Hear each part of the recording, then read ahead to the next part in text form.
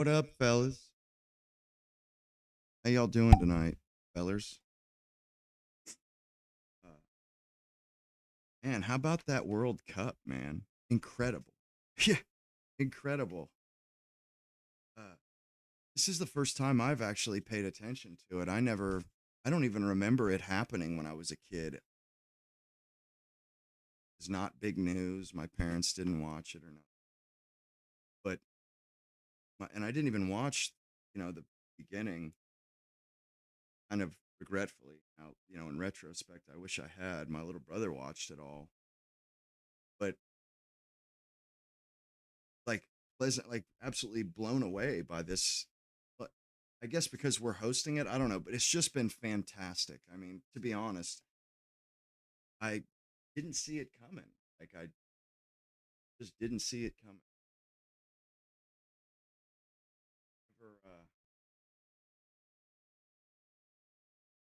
Never, I didn't think it could be that great. Honestly, I really didn't.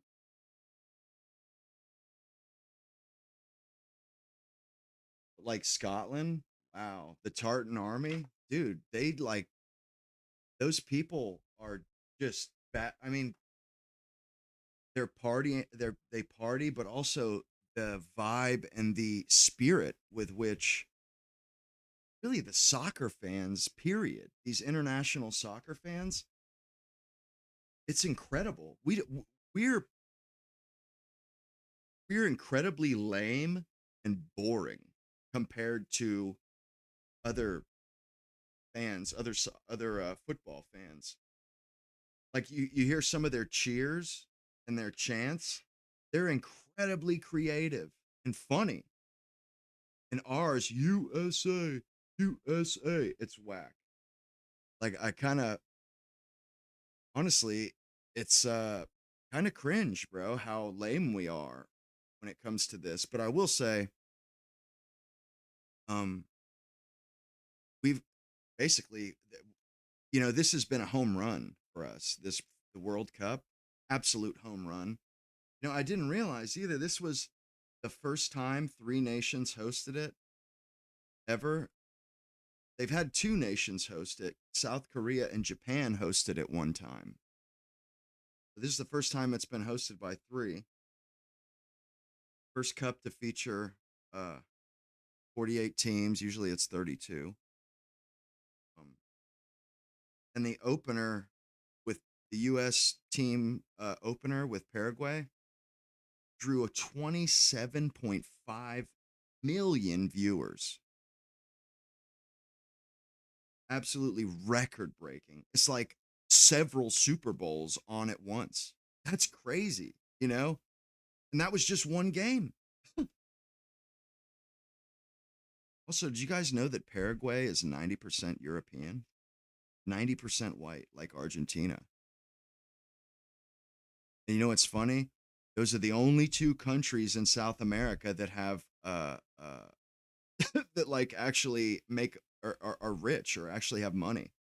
Their GDP is like head and shoulders above every other South American country.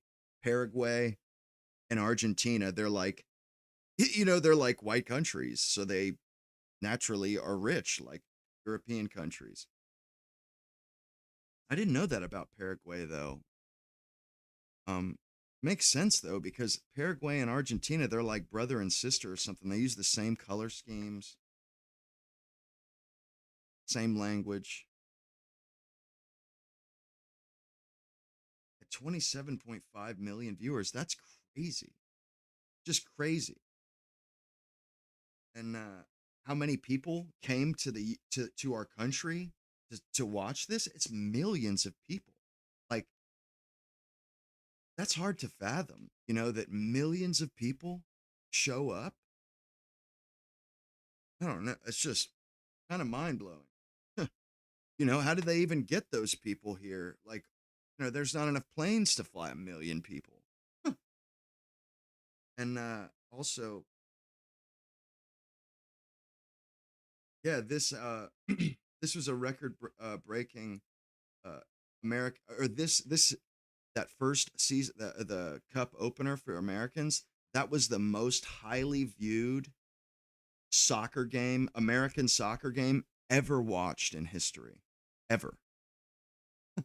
Like that's wild.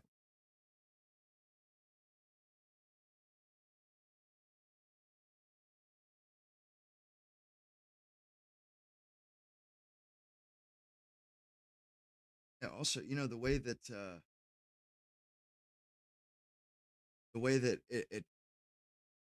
it sort of cuts the media out of the equation.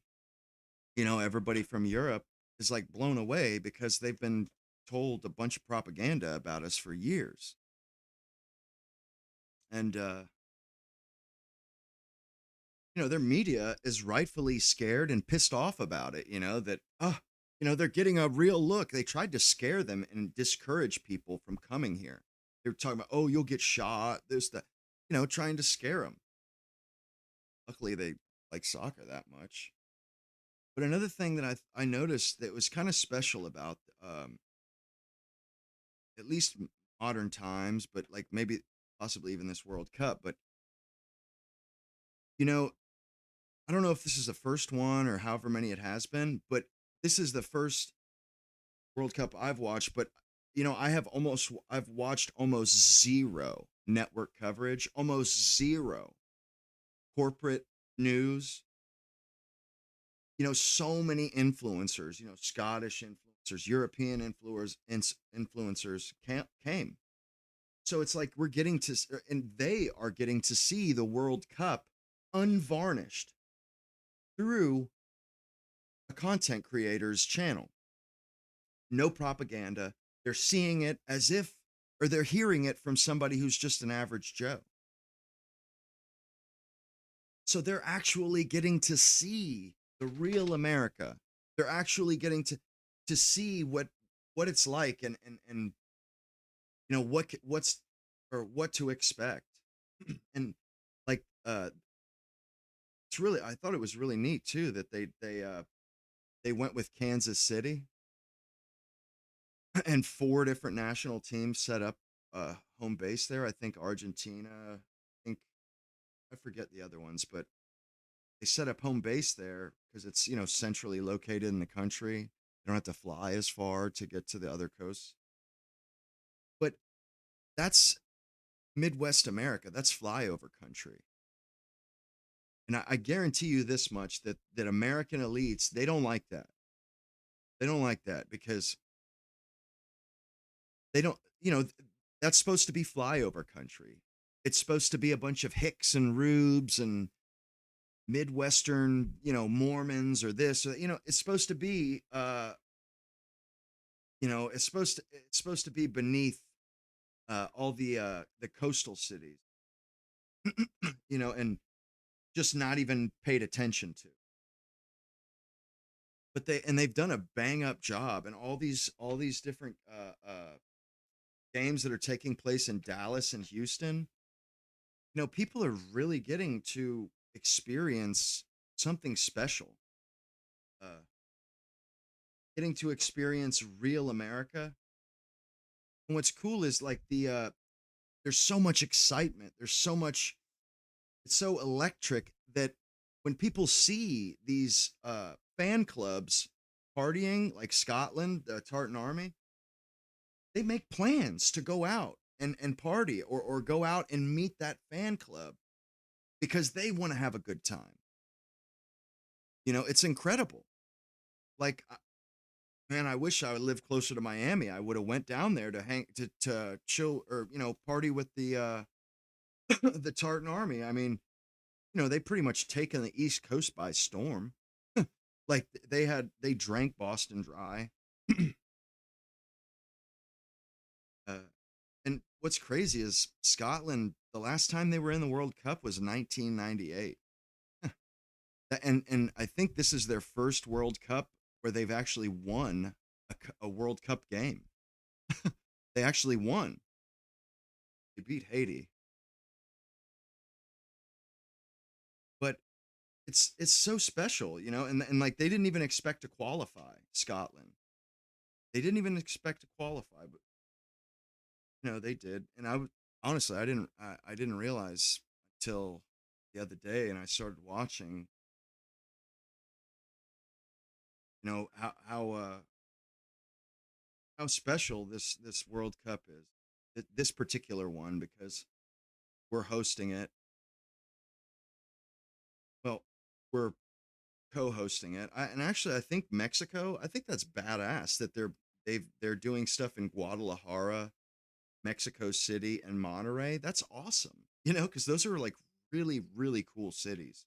Mexico City, Guadalajara, and Monterrey. Those are some of the oldest cities on in this hemisphere. And some of the oldest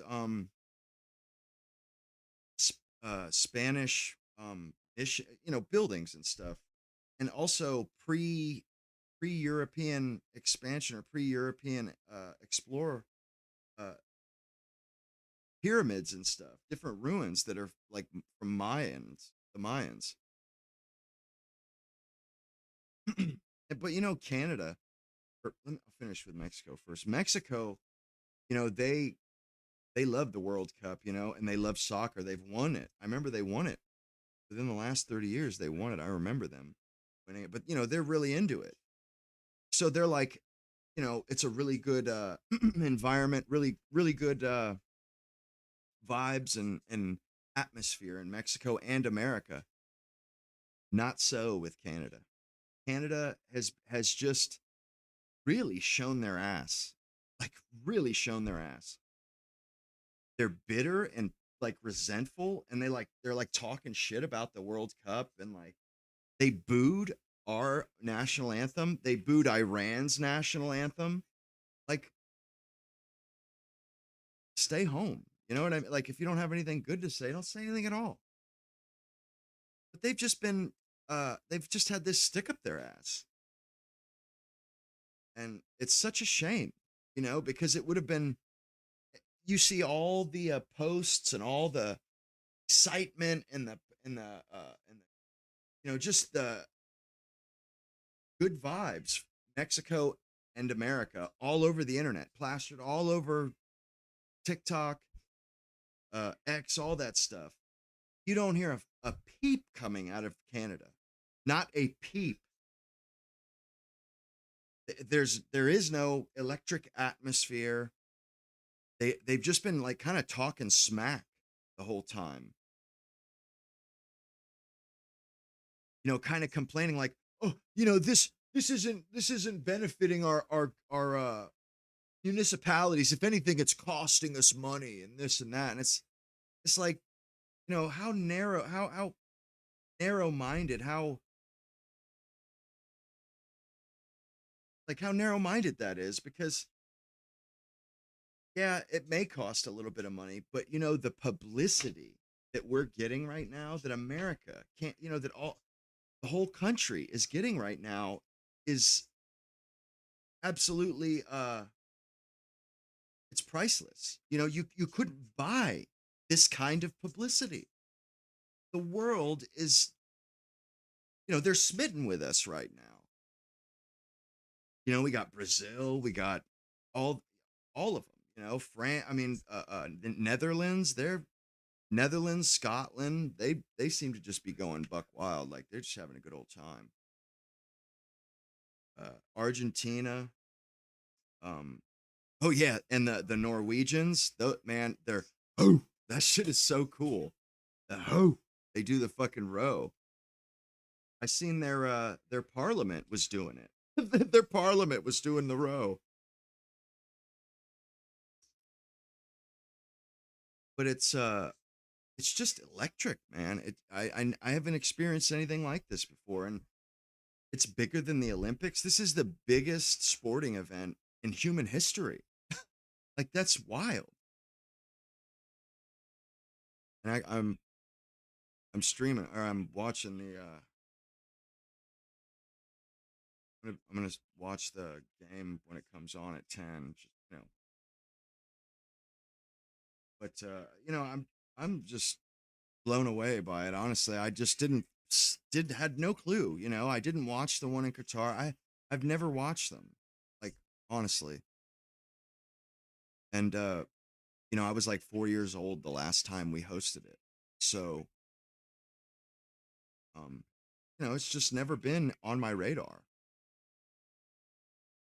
In soccer, it's all right. I'm not like a crazy fan about soccer. It's, sports are sports, but it's like it's just it's eventful. It's electric. It's exciting. It's just exciting.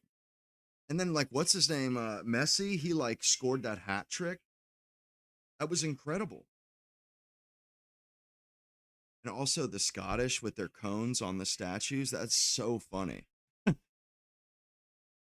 Turkey versus United States. Hopefully it's a good game. And these games, they're over quick. Like they don't last nearly as long as football, baseball. But and I seen the Tartan Army. You know how many people came from Scotland? It's like over 40,000 people showed up. That's crazy. And I think that's kind of not all that much compared to some of these other countries like uh Brazil, Argentina, Spain, France, Portugal, Germany. I mean, there's a lot of good ones. And I think it's pretty badass too. At first, I was thinking, they kind of gypped us with the three host countries, but I was thinking about it. I was like, because we could have, we have enough stadiums, but honestly, I think it was actually not a bad idea at all. Although Canada's lame, but Mexico get some home field advantage. We got home field advantage right now. We have had it the last uh, since the tournament started. I guess same thing with Canada. When I first seen that they did Mexico, U.S. and Canada. I was thinking, I mentioned this that it was same thing as the Super Bowl, where they're kind of trying to foster uh, kind of a camaraderie between us and the rest of the North America. And I can't lie, it worked. You know, it worked. Everybody has just absolutely come together, and it's just badass. Honestly, I'm like obviously you guys can see I'm excited. It's just I never experienced it. I kind of wish that I had been in more in the know leading up to it. Or maybe I would have got tickets or something, to go down to Miami. That would have been sick, man.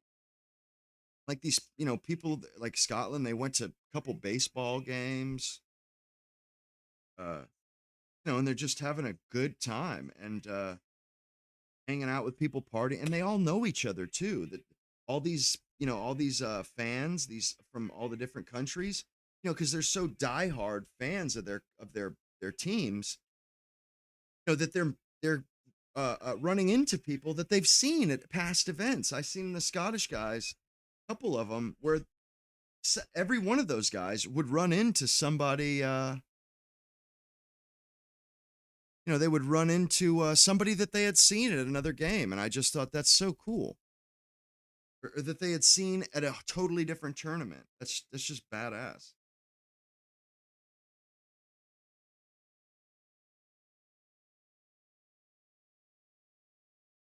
Have to that stream it live streaming. Or no, no, no. Okay, it doesn't start for another. That's right. I mean, and we have a shot that we might be able to win. I mean, apparently, no, it's possible. That would be absolutely badass. I seen watching just a few minutes ago where I was watching Sweden versus Japan. In Sweden they got some like purple or some blue gum African dude. Like you know, you turn the lights off in a room and the guy did. Like can't see him. All you can see two eyes. Like what in the hell is a black guy doing playing on the Swedish team? It's like, bro, what the hell? And the same thing with the Netherlands. It's like, dude, are we just destined to be totally uh stripped of any sort of representation, any all, everything? We're just going to be, these Africans, these migrants, they're going to represent human beings going forward. White people, they don't get to represent themselves. They don't get to represent anything anymore. Apparently, it's like every year, we just keep getting boxed out of our own our own our rightful positions. We just keep getting boxed out, and it's like, and I get, that people, they just want to see good football and stuff, but it's like at some point, football is just a sport. Like, you're literally being snuffed out. You're just disintegrating as the days go by. And it's starting to bother me. All these purely white countries, or that once purely white countries, all of a sudden, they're being represented by a bunch of eggplants. I don't like it. I do not like it. It bothers me.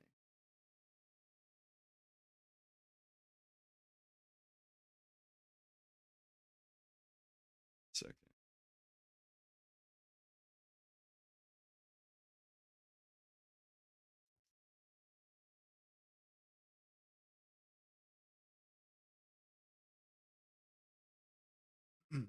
Shut a couple programs off.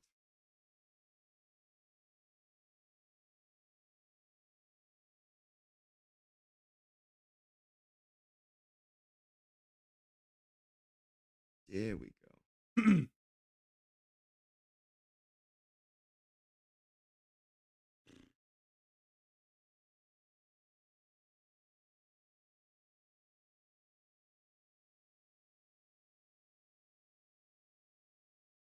Yeah, apparently, yeah, this is like the most ambitious World Cup that's ever been hosted.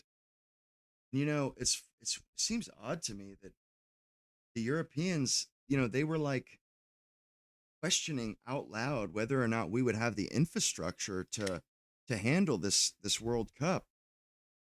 It's like, bro, we could handle this World Cup with college stadiums, bro. Like, yeah, you know,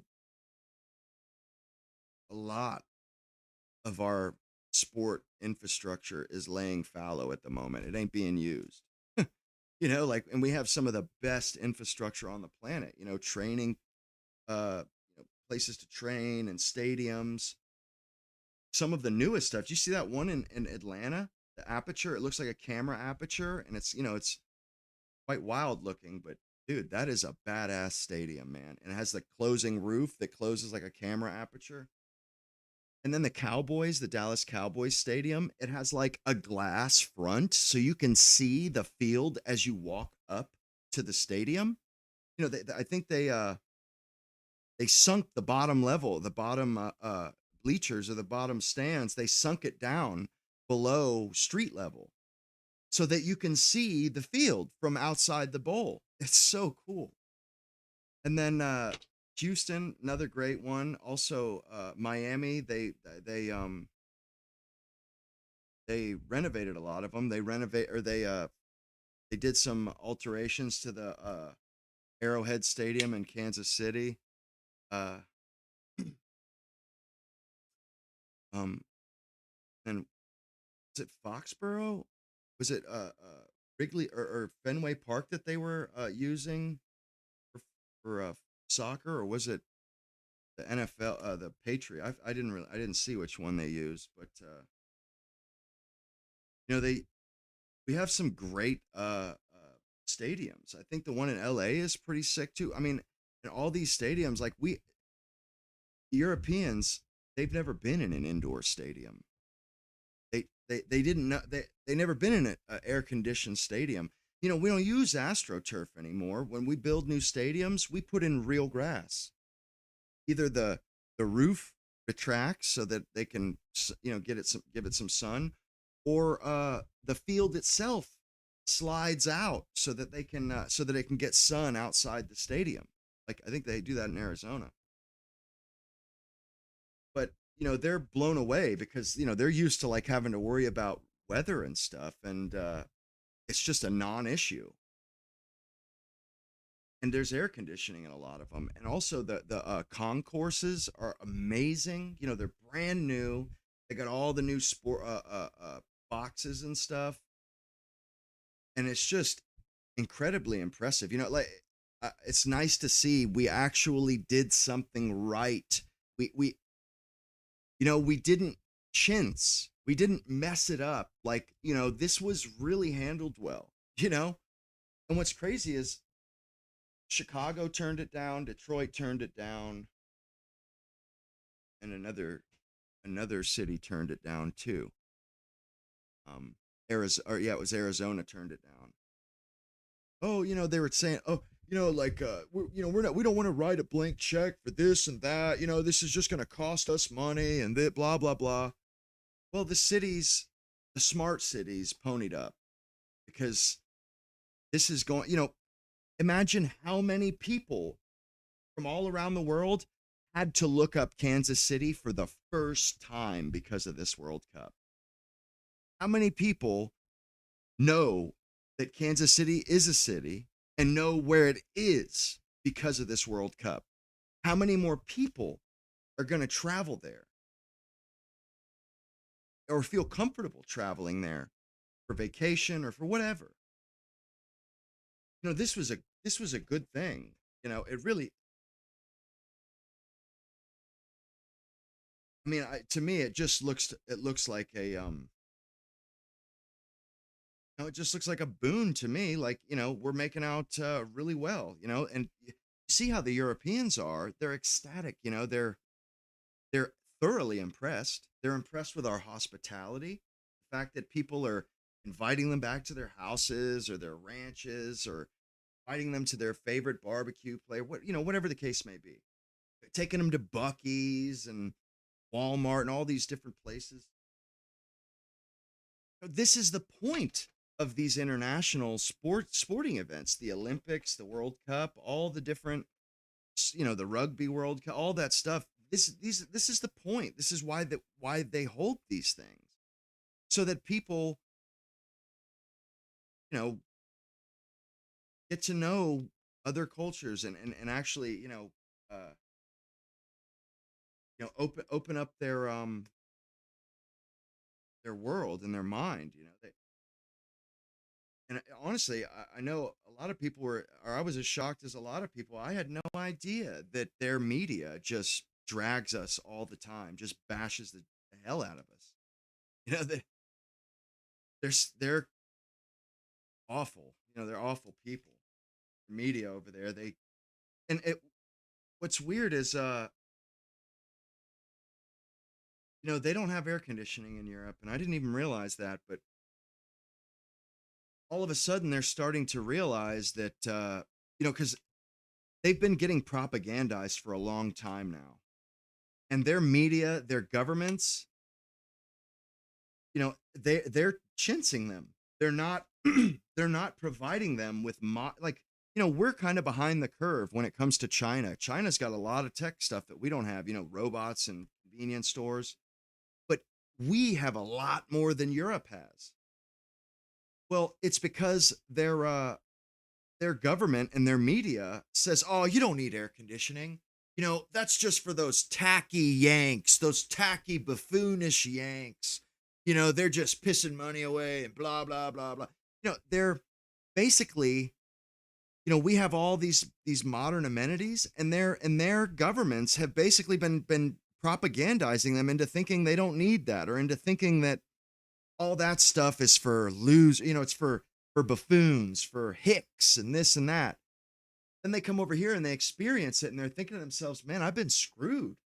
Like, because, like, could you imagine not having AC, bro? Florida wouldn't even have a city at all. We would have no cities down here if we didn't have AC. But they're getting screwed by their own governments, their own societies. They're being pissed down their back and then being told it's raining. And I would imagine. I'm pretty sure a lot of them are kind of pissed off about that because they're getting screwed. They're paying way more in taxes. They have been lied to. They have been told that they're rich, that they're prosperous, that they're doing great. And then they come over here and realize, oh shit, we're kind of poor. Like we just been like that's absolutely taking place. They're finding out how much they've been lied to. They have been lied. Their government, their societies have just been bending them over a barrel for a long time now. And and they have some shit excuse for healthcare over there, and their governments say, yeah, those stupid Americans, they don't have healthcare. They have AC, but we have healthcare. I mean, and that's how they talk, and that's how and they're coming to realize that they've just straight up been lied to. I've seen a couple of them that went to hospitals. I think I've seen a Scot that took his wife to a hospital. She had food poisoning, and he was just like blown away. Like, dude, this is incredible. Like the service is impeccable, and how polite everyone is, and just how just seeing blown away by how great things are over here. And he was kind of pleased too because his insurance. I guess they give him a card that allows them to bring their government or their health insurance from home. They bring it here and they can pay with their. They don't have to pay even when they're here. They just bring that card and their government picks up the bill. I was thinking to myself, like, man, that must be nice, I mean, because they actually get decent. I guess I'm sure they get decent service at home, but pretty sure we have like a Cadillac of healthcare systems. I mean, like hospitals and uh, care centers and stuff. But a lot of these people that are here right now would have never come to America ever for any other reason than FIFA. They don't have the money, or they a lot of them noticed that they're like, we just were always told that America's, it's nothing special. So we've been traveling to Asia. We've been traveling all over everywhere but America. And then they come here and they're just totally blown away by everything, by the venue, the stadiums, the cities, the people, um, the roads, the food. Although one thing I think we are lacking is public transport. I heard a couple people mention that you get out of a match finishes, you leave the stadium, and it takes you an hour to get home because you got to take an Uber home, and you got to wait in traffic, and it's insane. Whereas in Europe they have subways and trams and stuff, and Miami doesn't have anything of the sort. They don't have any of that stuff. Uh, I don't know about the other cities, but I know Miami doesn't have that stuff, which is, that's something we got to work on, I guess. It's just something we don't really have. But I'm just thoroughly impressed, thoroughly pleased, about it, and kind of, just enjoying these games, enjoying the events and all the different, and it's quite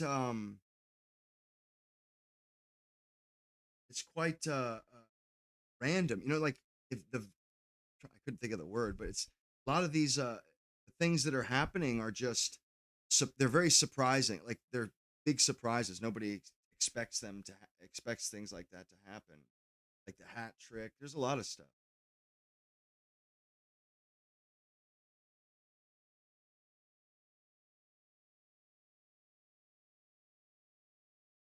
Second.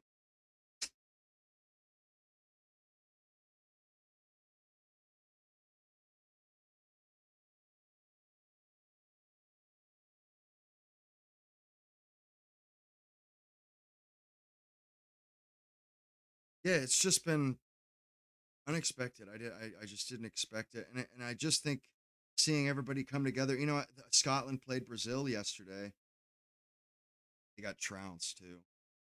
They played Brazil yesterday, and the Scots and the Brazilians, there's a rivalry there, but it's in good fun. All the teams are just they're enjoying each other's love of the sport. It's a rivalry, but it's not. There's no animosity, and it's just glorious to see such diehard fans be so gracious. Really is. It's incredible. Don't really see that here.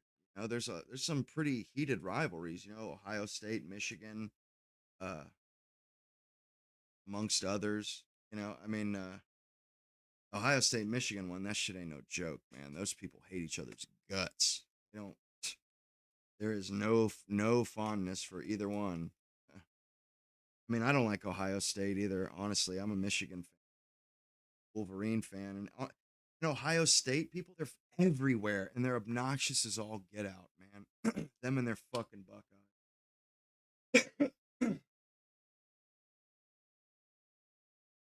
But it's just like a different flavor of sport. I'm not used to it. We're used to the football. We're used to American football. Used to basketball and all that stuff. And it's just a totally different atmosphere. And even like the chants and the cheers and like they make us look like losers with our USA, USA. They get out there with some clever ass chants like the row, the Viking row that the Norwegians do, the no Scotland, no party, that one. And then also the left, left, left, left, right, right, right, right with the Netherlands. It's incredible. It is absolutely incredible. And they all have their own stuff. It's just, you know, we do the infrastructure and we do all that stuff big, but we're not all that uh we're not all that wild of fans. We're quiet. Like the baseball games, almost the only time you hear people in the stands is when a home run gets hit or an out. And same thing in football games and stuff. Question everything 8750 says, screen frozen. I didn't even notice. Appreciate that. Yeah, we just we're kind of lackluster when it comes to the way that we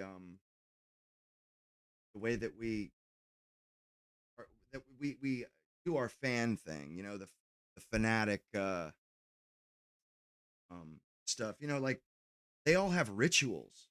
Our rituals are tailgating basically, which they don't do that over there. So we kind of showed them how we do it over here. But like the culture of fanatics, we don't really have that all that much. I mean, you have like the Green Bay Packers got the cheese heads and stuff, but really have much beyond that. I mean, I guess in college you got that, but I don't know, man. It just seems like we're kind of lame compared to them and their fanatics.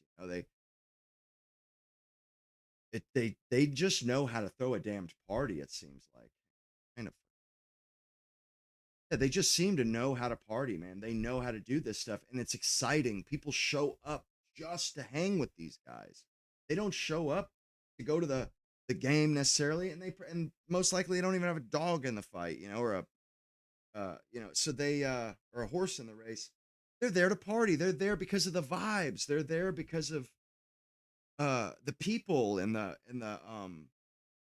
it's they're there for the fans. These guys. I mean, you guys know what I'm talking about. Like they really do. They are special. They have this stuff. Uh, the way their culture when it comes to soccer is just it's incredible. I mean, honestly, I was in awe of the Scottish, the Tartan army, in absolute awe. Like all their chants and how they're just shameless with it. They don't give a damn if there's only two of them chanting. They go hard in the paint. And I'm thinking like, geez, there's only one or two of you, and like they do it even when they go to a baseball game, or like when a cop comes out and he's like cleaning something up, they do the oh, they do all that stuff, and like when they're walking to the stadium, they do that stuff. It's incredible. I'm kind of jealous. I'm a little bit jealous, to be honest with you guys. Talking about as in soccer, correct? Yeah, and I'm starting to learn about soccer. I never really understood the way that like what the mechanics are, but you know, the mechanics are how you can contort and use your body. Like I heard him talking about a strike that one of the players had in one of these games. And the announcer, she goes, yeah, the angle that his body was at, he could not get his hips. They were saying like to do this one particular kick where you kind of the ball curves and in the air, it slices. To do that kick, you have to swing your hips basically and get the right momentum and to get the right angle. And you can't do like if you're running full speed or certain maneuvers won't allow you to exercise to do that strike. I had no idea, about that stuff. Like that the mechanics of it is, you have to position yourself right. You have to of course line everything up right and get positioned correctly. And I never did really play soccer, but but with friends. I never played in a league. Um and I'm basically just kind of totally ignorant, oblivious to all this stuff. And when I was listening to the announcers, I was thinking, "Gee, no, I had no idea that it's absolutely about how you've got to be able to you have to be athletically intelligent. You have to be coordinated and be able to get your body to do things. And to be honest with you, I don't have very good coordination. Never did. Never did. And I was good at football and stuff, but I just uh, never was all that great at skateboarding. Never could do a cartwheel. I still can't do a cartwheel. And I remember 4-year-old kids doing cartwheels. I've never been able to do one. Kind of, kind of pathetic, honestly. Never been able to touch my toes either. Um, I don't have very elastic tendons. And I know I could stretch and work at it, but it's just too much damned effort. All the stretching constant every day. You gotta. I mean, I tried it, but it's like, man, you have to stretch. I was having to stretch several times a day. Get down on like my my stuff is so unelastic. Kind of bothers me. It's kind of uncomfortable for me to sit totally flat and stretch my legs out straight and put my heels on the ground. Back of my knees kind of are uncomfortable. That's how tight my tendons are. I can barely sit with my legs flat on the ground. It is uncomfortable. I don't like it. Straight up. And I've been that way my whole life. I never could. I never could touch my toes except when I was stretching regularly. I was able to. I could grab my ankles. You know what I mean? Like wrap my fingers around my ankles. I could do that. I can't do it now. Can't even get close. But I got to the point where I could do that, but it just took so much work. I just said, screw it. I just wasn't all that too worried about it.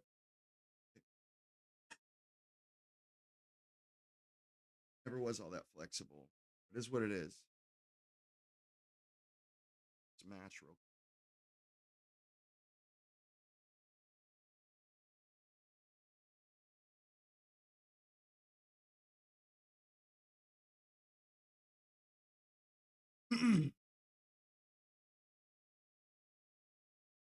Yeah, I just wanted to keep an eye on the score and stuff. So I paid for the damn service, so it's like I may as well, may as well get my money's worth out of it.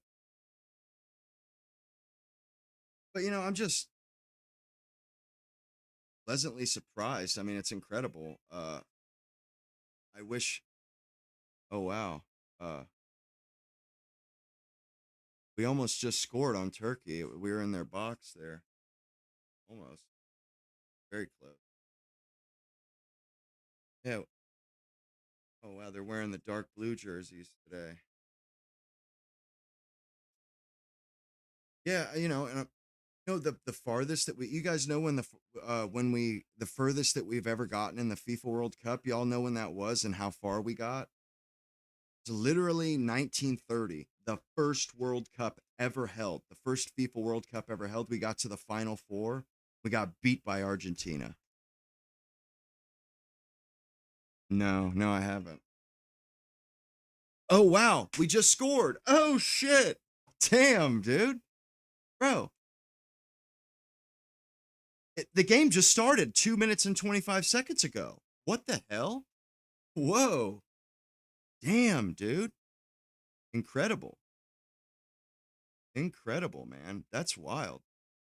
Hang on, I just want to see. Oh, wow. It was a corner kick.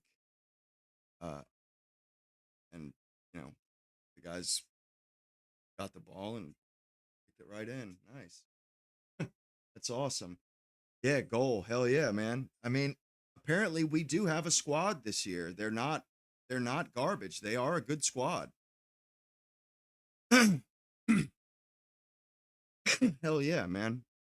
It would be amazing if we could secure a cup. That would be incredible.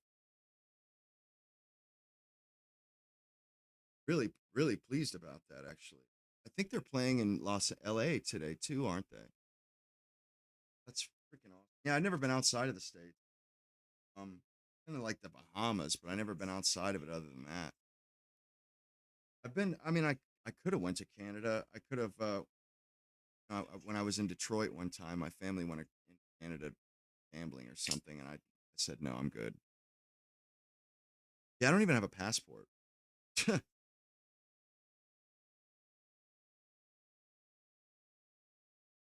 No, I don't. I intend on going.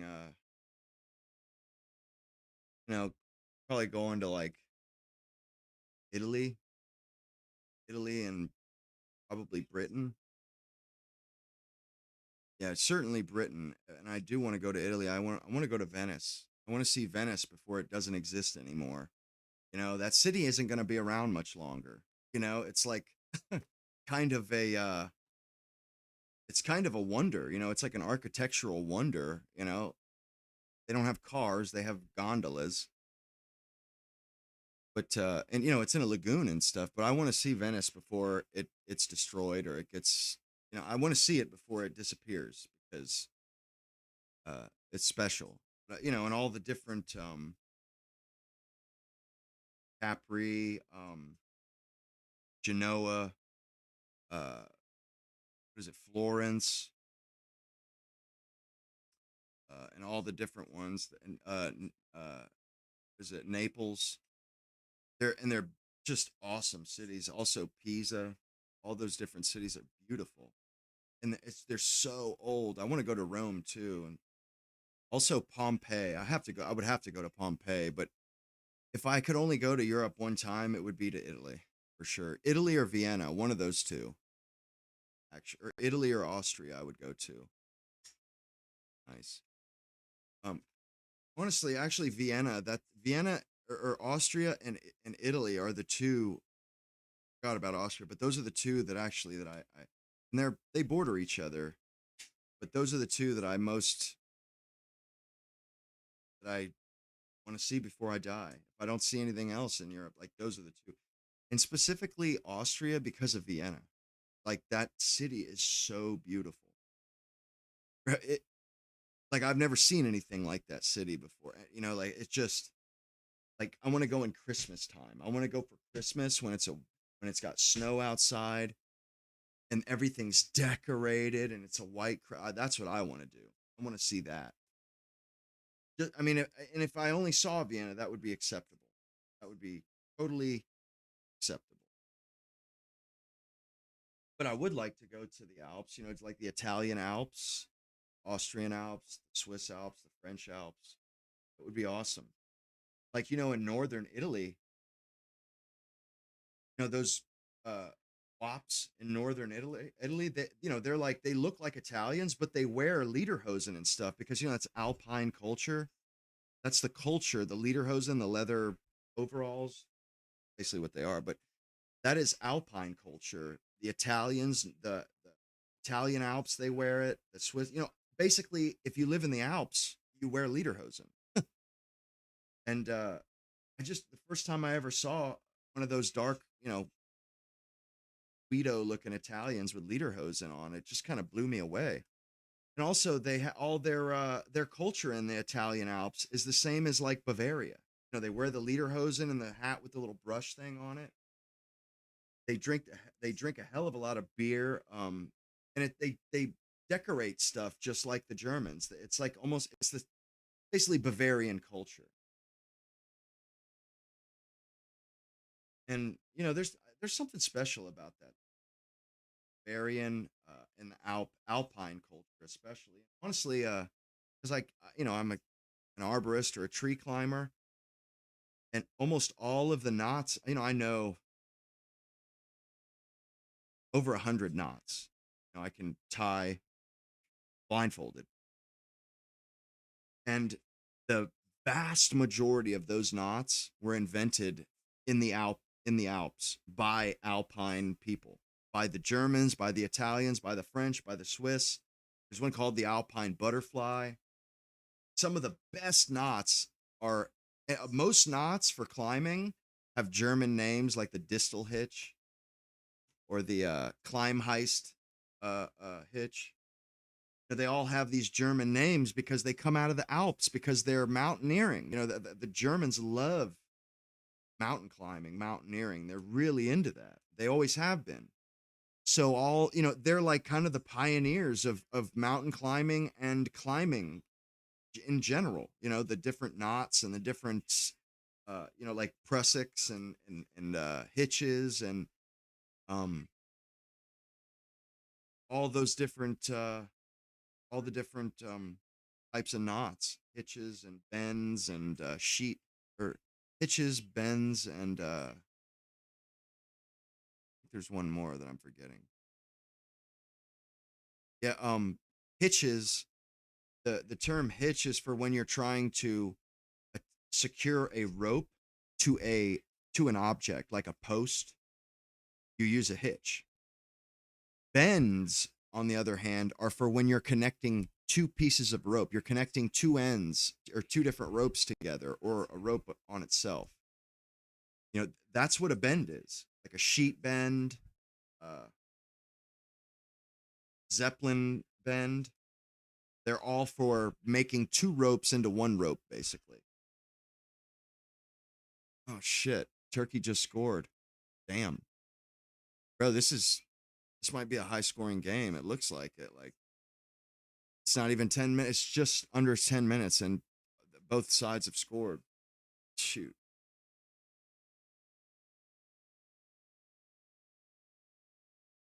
there's a lot of booing, but yeah, I love knots. Absolutely, I love climbing. I love all that stuff. You know, I still have all my climbing gear, and I I don't know. I just really like knots, man. I know all of them by heart. Um, you know, and I was always good at teaching people how to remember them too. Like um uh, uh called oh yeah, the running bowline. The bowline is like the basically the one knot that all tree guys know. It's like it is the one and only knot that you cannot you cannot do tree work without that knot. You can't really. um, that's how you rope down logs and stuff. You use the running bowline because the running bowline, no matter how much weight and how much load you load that knot with, it can always be untied by hand. Always. That is why it's used because it cannot fail or they don't fail. I don't think it's possible for them to fail. And also, you can always untie it with your fingers.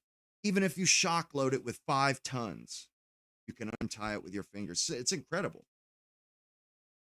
Uh, so that's like the first one you got to know is the running. It's the bow line hitch or the running bow line, and there's a bunch of different variations, but it's an amazing knot, and also you can tie it. There's pretty cool ways of tying it, where you can tie it just by spinning the rope. If you just kind of flip it right, you can tie it that way. Um, there's like the clove hitch, which is a really nice hitch actually, because you can tie it in line. You don't have to have you don't have to have the end of the rope to tie a clove hitch. You can tie it even if you have neither ends. You can tie it with just the middle of the rope. They call that an inline clove hitch. You can tie it in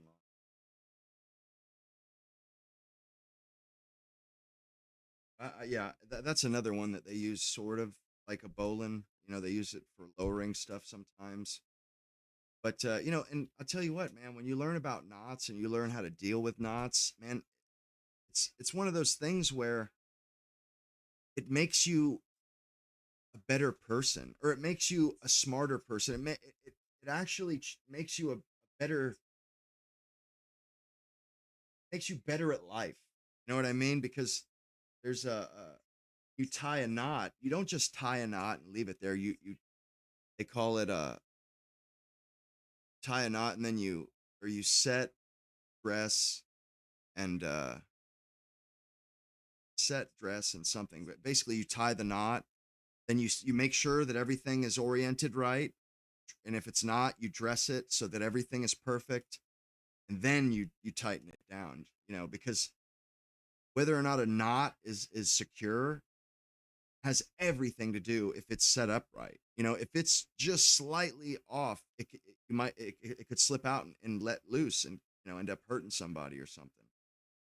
Uh, set what is that other? It's set, dress, and something I forget. It's been a little while, but and with knots, um, it's very important that you're careful because that's your life. You could that could be somebody's life. If you don't tie a knot properly, a log could fall and kill somebody, or a climber knot could slip and he could come humble come tumble down out of the tree to kill himself. I mean, that happens. I've seen it happen. But you know, it kind of teaches you uh due diligence. It teaches you how to be responsible and go through and double check. It's a good it is a good a way to be a good thing to understand, because you'll be more careful with everything else, every other part of your life. And I never had a knot slip out on me. I never fell out of a tree. I never fell ever. I was very careful. I Everything I did, I double checked that shit, and I wouldn't rush. People get hurt, and I wouldn't have done it if I wasn't as careful as I was. I never cut myself with a saw either. Sorry about that. Fucking ran out of memory. Oh, why? Sorry about that. Stupid ass memory. Turn on the other streams real quick. My bad.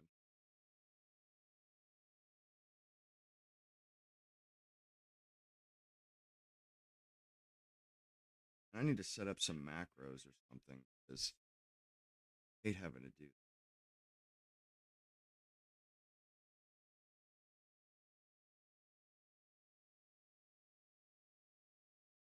Anyway, digressing a little bit there about knots and shit. I'm passionate about it, not gonna lie. I love it. I always was obsessed with string and grappling hooks and stuff like that when I was a kid. So when I first came into contact with tree climbing and all the ropes and pulleys and different little trinkets and stuff, immediately fell in love.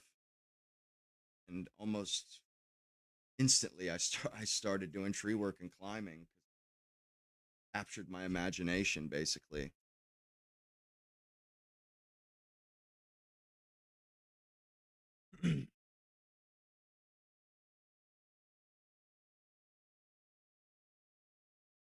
Why it's what was eating all the memory, but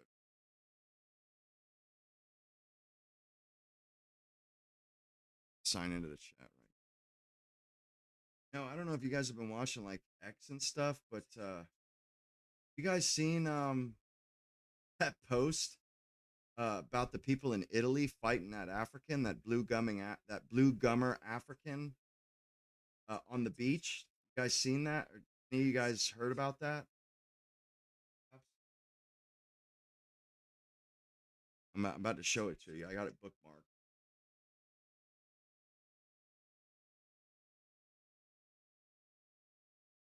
Guys, wild. So prepare yourself.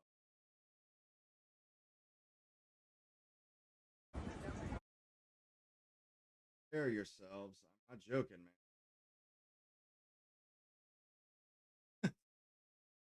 Like, dude, this is on a beach, bro.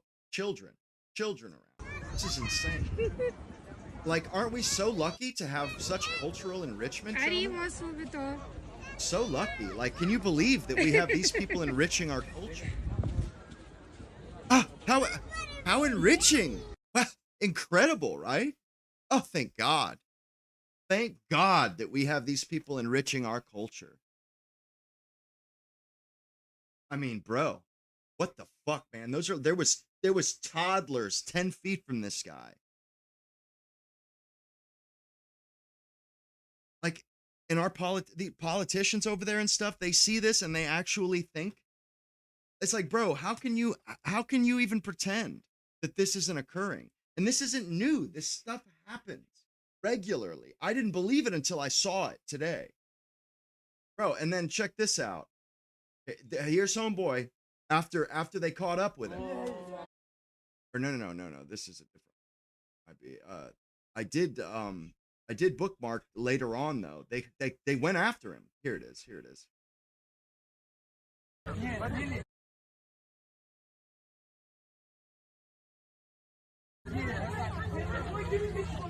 There's homeboy right there.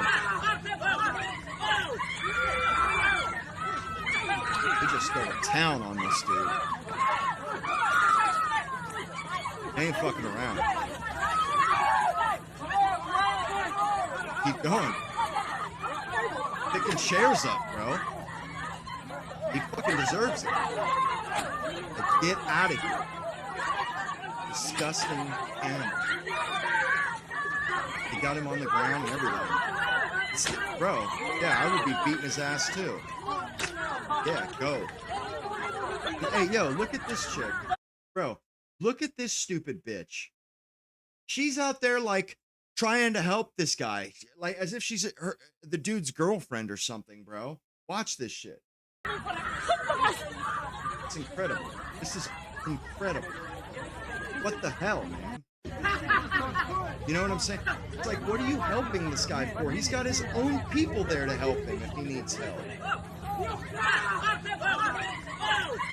I mean, it just, bro. What the hell is wrong with us, with our civilization, man? It's literally disintegrating right before our eyes, man. This is not, like, that shit right there. Bro, that's like, that's what we have in store for us. That's what our future looks like, dude. Except we won't be in the we won't have the numbers to discourage it. I mean, can you believe this shit? Guy walks out on the beach. Oh, these women are in bikinis, I think I feel like rubbing one out real quick. in front of children, little 2, 3-year-old girls. I mean, bro, what can you say? What can you say to this, man? They're yeah, these are animals we're talking about here. These are not civilized people, not even close to civilized people. Oh yeah, Paraguay and Australia are playing too. Yeah, hell yeah, he deserves worse. That guy deserves to be disappeared, more or less, as far as I'm concerned. I'm only like I passed 2000 before, and then I think I'm like 1996. I think I don't know something like that. But I know this month. I don't think I for the last month I don't think I've gotten any subscriber. I've gotten subscribers, but I haven't gone up in subscribers. I just keep bouncing around 1990. Between 1990 and 2000, I just keep fluctuating. And I know why. Not worried about it. If I tighten up my language, I'll be fine.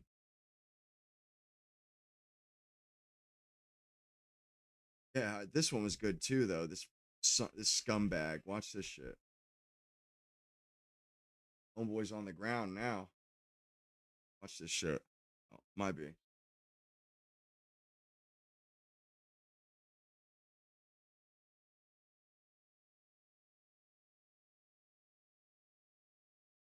Headbutt you. Nah, he's only messing, bro. He's all joking. It's all love, it's all love, family. It's all love, it's all love. Nah, he's joking with you, bro. He's only kidding, bro. It's all love, fam. Nah, he's only kidding. Oh, I wouldn't know! Nah, leave it. What kind of stupid shit? Oh, like, chill out. Nah, don't hit him. It's not worth it, it's not worth it. Tell him. It's not worth it, it's not worth it. He's like, I don't give a fuck. It is worth it. I don't want to get it. Kill him. Freddie, don't you kill him. You have just hit me, bro. You just hit me, bro. What? Why did you hit me, bro? Why did you hit me, bro? Kill him. Oh man, he caught him right on the button, bro. I think that was maybe the cleanest knockout I've ever seen in my life, bro. That was crystal clear, man. He hit that guy dead on the button, man. I mean, he couldn't have hit it more square. You heard like a clack sound from that shit. Dude just got folded up. And I was looking into like knockout blows. I was watching UFC for a little while, binging it. I started looking into the mechanics of a knockout punch, and really, it's like if you got to hit somebody on the tip of their chin to get leverage on the axis of their head, because our heads all sit on an axis. They sit on the axis or our spine, so it's a vertical axis. And what knocks people out is when you catch them on the tip of the chin, because it's the leverage from the axis of their head. You get them on the chin, it jerks their head, so it jerks it to the side, and something about that, the human body says no more. When you get hit like that, that's one of those things where somebody hits you so hard that you go to sleep. Like somebody punches you and you go to sleep. Which is wild when you think about it, but it has something to do with like the torque on your spine and stuff, and it has everything to do with where you catch somebody. It has something to do with the twisting of the head, if you catch them right on the chin like that, I've never been hit on the chin there, but I tell you what, it doesn't feel good, that's for sure. I mean, so I guess some people have glass jaws, some people have, iron jaws, but I think there's kind of a small discrepancy between a glass jaw and an iron jaw. I think mostly if you get hit in the fucking chin just right, you're going down. Like especially the way that guy did, where he came across with it, where you start here, but you end up way over here. You know what I'm saying? You're start on this side by this shoulder, and then you end up, in line with your other shoulder.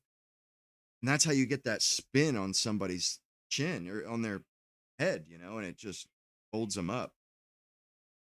That one was particularly satisfying. Actually, we're gonna watch it again. Screw it. Boy or girl, I will headbutt you. Nah, he's only messing, bro. He's all joking. It's all love, it's all love, family. It's all love. It's all love. Nah, he's joking with you, bro. He's only kidding, bro. It's all love, You fam. guys see the immigration ruling that the Supreme Court handed down about how we can turn people away at the border, which we've always known that, but leftists, they want, if somebody comes to our border and says, "Oh, I'm seeking asylum," leftists want us to be obligated to by law have to allow that person to come into our country. All they have to do is walk up to the border and say, "I'm seeking asylum," and then we would have had to let them in. It's like, thank God that here's what Trump is. He's about to be dead, man. Honestly, he's not going to be alive much longer. Thank goodness. I don't, and he's an old doddering fool now, but these leftists, man, they want us to commit suicide. Basically, they want to tie our hands behind our backs and just and force us to submit ourselves to predations. They want us to allow these. It's like they just straight up want us to allow these people to take advantage of us, to rape our daughters and stuff. And it all stems from what do they call it? Repudiation, I think they call it, where critical race theory and all these different deconstructive theories. It's like Americans in America are evil. We're only rich because we stole all of our stuff from people. Like basically they're saying is, we didn't get where we are by merit. We stole, we robbed, we enslaved, and this, that, and the third. So basically the left, they want to destroy everything. They want to destroy everything that we hold dear. They want to destroy this country. They want to destroy its history. They want to destroy everything that is European. Basically, they seem to think that it's this boogeyman and this and that. And it's, I mean, at least if they do that, they're fucking themselves as bad as they're fucking us. Go ahead and do that because you're going to be in the same position. If you think that, Haji and Umboko from Africa, if you think that they're going to treat you how you treat them, and you think they're going to have empathy for you, no, they're going to jerk off to your girlfriend at the beach. That's what they're going to do. There's not going to be any of that stuff. Any sort of it's so like pinched down.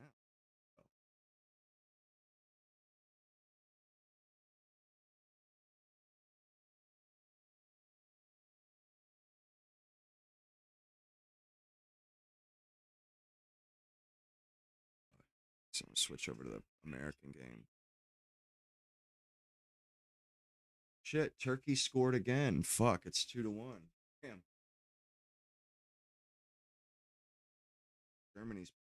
Germany and South Korea are playing tomorrow. That's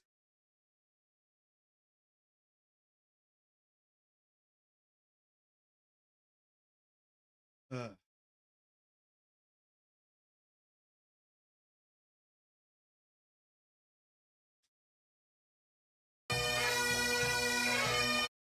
and they brought those bagpipes with them everywhere. I thought that was pretty badass. And they wear their kilt. So cool.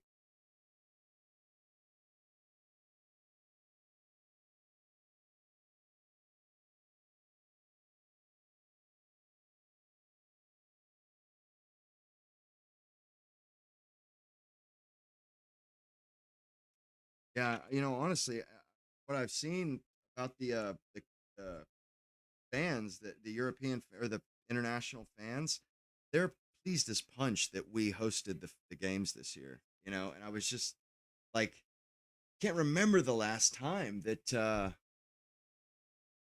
that I got or that I saw people uh discovering a a a love for America, or discovering that it's that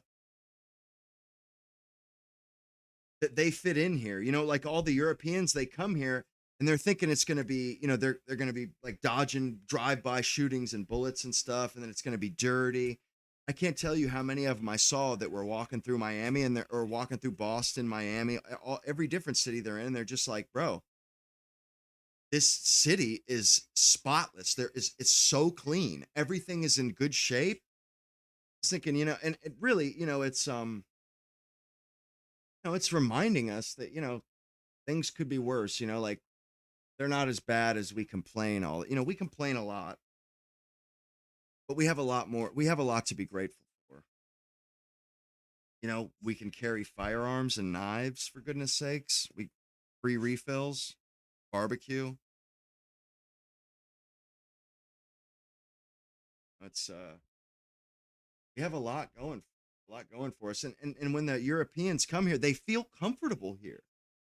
They feel safe, and they feel amongst friends. They feel like they're amongst friends, and I love that. I love that, man, because they are amongst friends, and we do share a common culture. You know, we share, even the Italians, even the Spanish, the French, the Germans. We all share that European um, camaraderie. You know,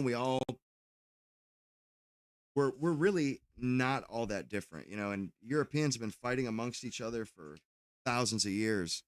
But when it comes right down to it, we're basically we're like identical twins. If you compared us with Africa versus us with Europe, you know, it's like, yeah, there's not a whole lot of daylight between us and Europeans. When you you know, when you do a comparison of you know, us compared to Africans, it's like, yeah, they're a lot different. Trying to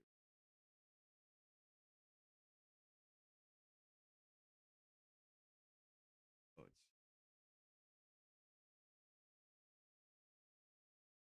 it's weird.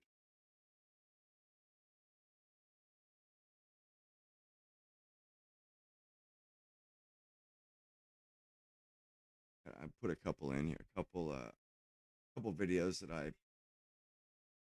wanted to hey man, do you guys find it equally as weird that Iran is in our country, like the Iran soccer team is in America? Like, it's so weird that they're in America.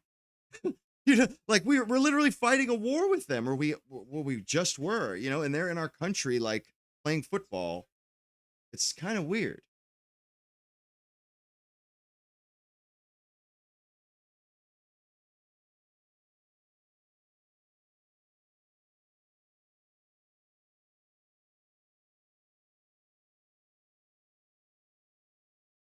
And I seen Stephen A. Smith, all these black people trying to blame oh, this was dope. All these black Welcome to the people biggest world. trying to say Carmelo Anthony, you know, like that Umar Johnson trying to say that Austin Metcalf fell on a knife. I mean, some dumb shit. That guy's dumb. But that Stephen A. Smith, he come out and he basically said, he goes, look, man, he's like, y'all can talk all this shit and focus on this dumb shit all you want. He goes, but people, they don't want to hear it. He goes, we just got through Juneteenth.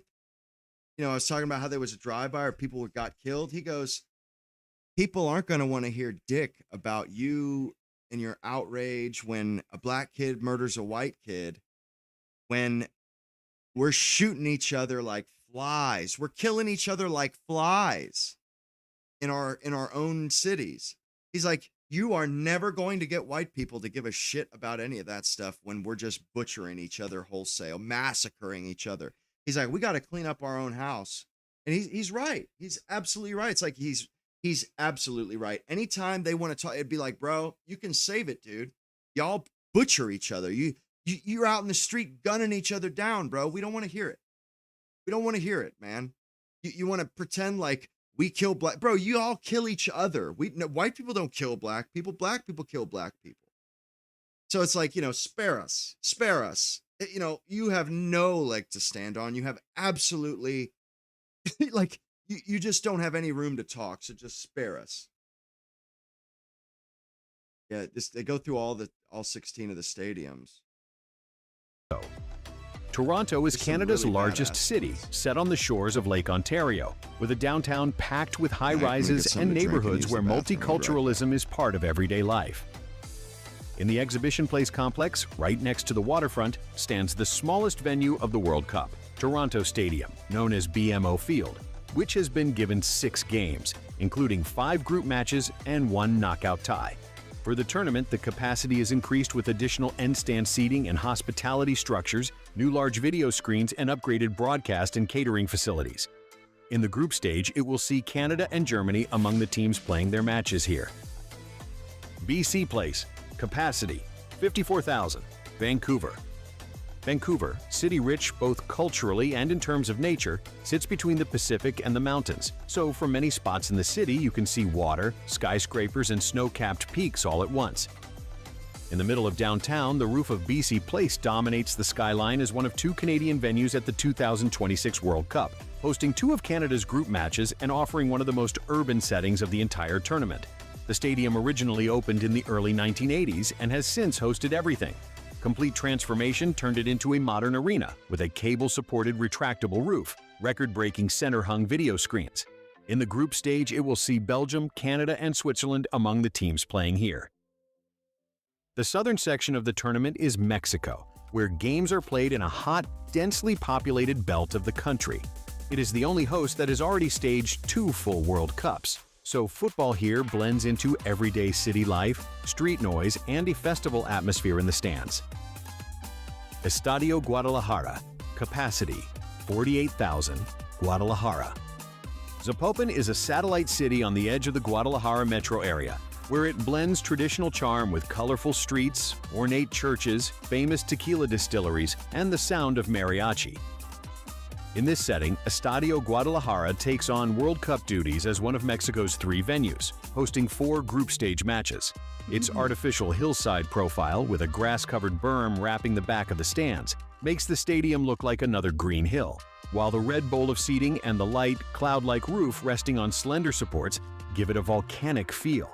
On the pitch, one of the standout fixtures here will be Uruguay versus Spain in the group stage. This and the remaining matches will be watched by fans seated on 2 tiered red stands. Estadio Monterrey, capacity 53,500, Monterrey. Monterrey is the industrial capital of northern Mexico, framed by rugged Sierra Madre and known for its mix of glass towers, factories, and colorful neighborhoods, plus a strong food scene. Here, Estadio Monterrey serves as one of the 3 Mexican venues at the World Cup, taking 3 group matches and 1 round of 32 game. Its metallic shell, inspired by the region's steel and brewing industries, wraps a steep bowl of stands with 2 main tiers, hundreds of corporate boxes, and a slightly lower south stand that opens a postcard view toward the mountains, earning the arena the nickname. That is dope, man. Look at that view, bro. That is the coolest stadium. Like, that's what I was talking about. That's one of the that is an incredibly impressive setup there. Like, I think that's awesome, dude, that there's that beautiful mountain there in the just perfectly right up perfectly in view. Steel giant. I ain't seen nothing yet though. Facade is punctured with gill-like openings that ventilate and light the concourses by day and glow after dark. It's a big one of those attic vents that spins. You know what I'm talking about? That's basically what that is. One of those little dome attic vents, little loft vents. That's what it is. But it don't spin. And in the group stage, it will see teams such as South Africa and Japan among those playing here. Mexico City Stadium, capacity 83,000. Mexico City. Mexico City is the country's capital and one of the biggest cities in the world. A high-altitude megacity where endless districts, traffic, and pre-Hispanic... Look how pretty that is. Like, this is really nice. I would love to go to Mexico City, honestly. It's gorgeous. And it's basically European civilization. Because I tell you what, the Aztecs didn't build that shit. They might have built them pyramids, but they didn't build that. History meets modern Latin American urban life.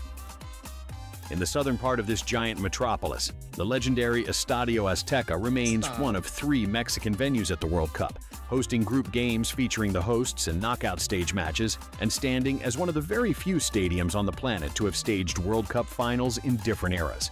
Ahead of the tournament, the stadium is under... That thing is literally, they've had World Cup finals in this stadium before. You know, like, it's not its first rodeo, legit. They had to renovate it, though, I think. They had to upgrade it, more or less. I think all but the most brand new stadiums in America had to be renovated, too. Like, they renovated the Arrowhead Field in Kansas City.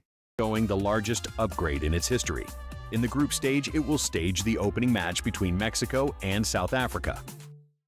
The core of the puzzle is the United States, taking on the majority of the games at this record-breaking World Cup. 11 stadiums spread across a huge country mean multiple time zones, wildly different climates, and the feeling that the tournament is constantly traveling from coast to coast. Miami Stadium, capacity, So 65,000, Miami. Miami is one of the most recognizable U.S. cities, a coastal metropolis of palm trees, beaches, and a humid tropical climate where sport mixes naturally with a holiday vibe. In the northern part of the metro area, in Miami Gardens, Miami Stadium, better known as Hard Rock Stadium, hosts 4 group games, a round of 32 match, a quarterfinal, and the third-place playoff.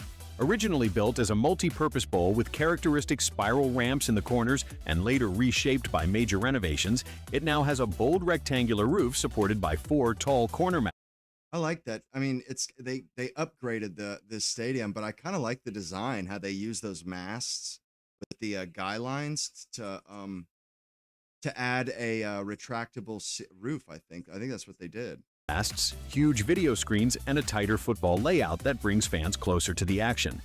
In the group stage, it will welcome heavyweights such as Brazil, Uruguay, and Portugal, potentially with Cristiano Ronaldo on the pitch. Yeah, Brazil and Scotland played there last night.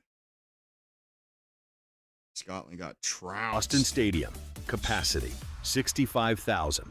Boston. That's one of the smallest stadiums in the World Cup this year. 65,000. Boston is a cultural and historical hub of the U.S. East Coast, with neighborhoods that remember the Revolutionary War, leafy New England suburbs, and a coastline. Boston Stadium hosts 5 group matches, a round of 32 tie, and a quarterfinal, with its lighthouse-style tower and arched video board over the north end creating a kind of stadium gate. 3 main tiers of seating wrap around most of the pitch, with business clubs and private suites built into the structure. And on World Cup nights, special rail services and highways pull fans in from both big cities. In the group stage, potential headline fixtures here include clashes like Mbappe versus Holland or high-profile meetings featuring Morocco and England. Seattle Stadium, capacity, 69,000, Seattle. Seattle lies between water and mountains, with its downtown squeezed between Elliott Bay, lakes, and green hills, ferries, coffee culture, and views towards Mount Rainier. Coffee culture? What the hell? Just south of the city center, in the SoDo district, stands Seattle Stadium, one of the most atmospheric venues of the World Cup, with its open north end looking onto the skyline, and stands famed for some of the loudest support in sport, hosting 4 group games, a round of 32 tie, and a round of 16 match.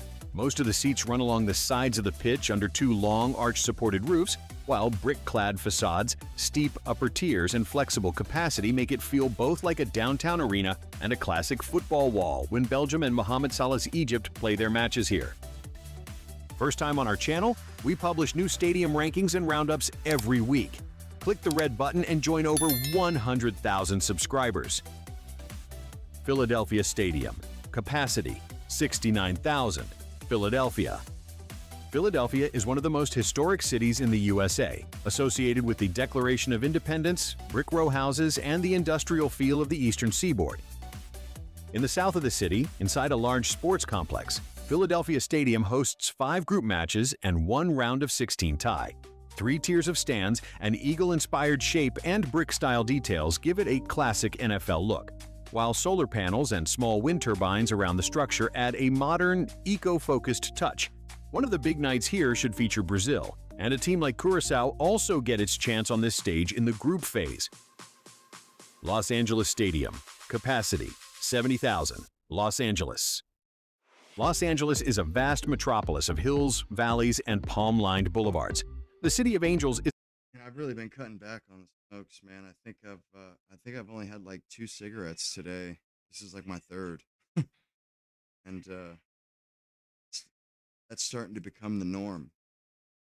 Just sweet, awesome. a diverse cultural hub, famous for its entertainment scene, Pacific beaches, and global influence. Los Angeles Stadium in Inglewood, known as SoFi Stadium, has a flowing, futuristic form with a nearly transparent roof, open-air yet covered stands, and sculpted terrace gardens that blur the line between indoors and outdoors. Its perforated aluminum facade with LED lighting and the suspended 360-degree infinity screen underline its status as one of the most innovative and expensive stadiums in the world. I love these new Jumbotrons. Dude, they have some cool designs. That's not even the coolest one, or it might be. I mean, there's a couple others that are badass like that.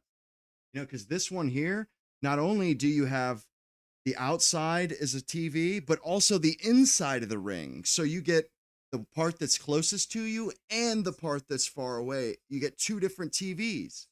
That's sick, man. So cool. I love it. It's just badass. The production of content displayed during a match on the giant screen alone requires the involvement of around 80 people. Wow. The stands are divided into as many as 4 major tiers, intersected by bands of premium seating. The stadium hosts 5 group matches, 2 round of 32 games, and a quarterfinal. National teams playing here include the United States, Belgium, and Iran. San Francisco Bay Area Stadium. Capacity 71,000. San Francisco Bay Area. San Francisco is a bayfront metropolis framed by hills and ocean views. Just to the south, the wider Bay Area blends tech campuses, suburban neighborhoods, and waterfront landscapes. San Francisco Bay Area Stadium in Santa Clara, known as Levi's Stadium, features 3 main tiers of seating, an exposed steel structure, and a tall west stand topped with a rooftop garden and solar panels, reflecting its LEED-certified eco-friendly design. The asymmetrical bowl opens up for giant end-zone video screens and houses hundreds of concessions and premium areas, while the stadium's clean rectilinear lines give it a modern tech campus feel. San Francisco Bay Area Stadium, staging 5 group fixtures and 1 round of 32 tie, and national teams playing here include Jordan and Algeria. Houston Stadium. Capacity 72,000. Like this Houston. one. This one's sick. Houston is a sprawling southern metropolis with glassy office towers and warehouses. It is a city of NASA mission control, big flavor Tex-Mex and barbecue, and trademark southern hospitality. Houston Stadium, known commercially as NRG Stadium, features a natural grass pitch, steep multi-tiered stands, and one of the NFL's first fully retractable roofs, whose twin 206-meter trusses allow the panels to glide over the field in minutes. Massive end-zone video boards, extensive premium seating, and a flexible bowl that regularly hosts football, rodeo, and concerts make it a Dallas, the Cowboys, they always have to go. They got to do it big. True multi-purpose arena adapted to the Gulf Coast climate. Houston Stadium, welcoming 5 group matches plus round of 32 and round of 16 ties, includes national teams like Mexico, Portugal, and Cape Verde. Kansas City Stadium. Capacity 73,000. Kansas City. Kansas City straddles the Kansas-Missouri state line, known for its barbecue, fountains, and jazz heritage, with a broad, low-rise skyline rolling over gentle Midwestern hills. Kansas City Stadium, better known as Arrowhead Stadium, is an open, red-seated elliptical bowl with cutout corners for its distinctive oval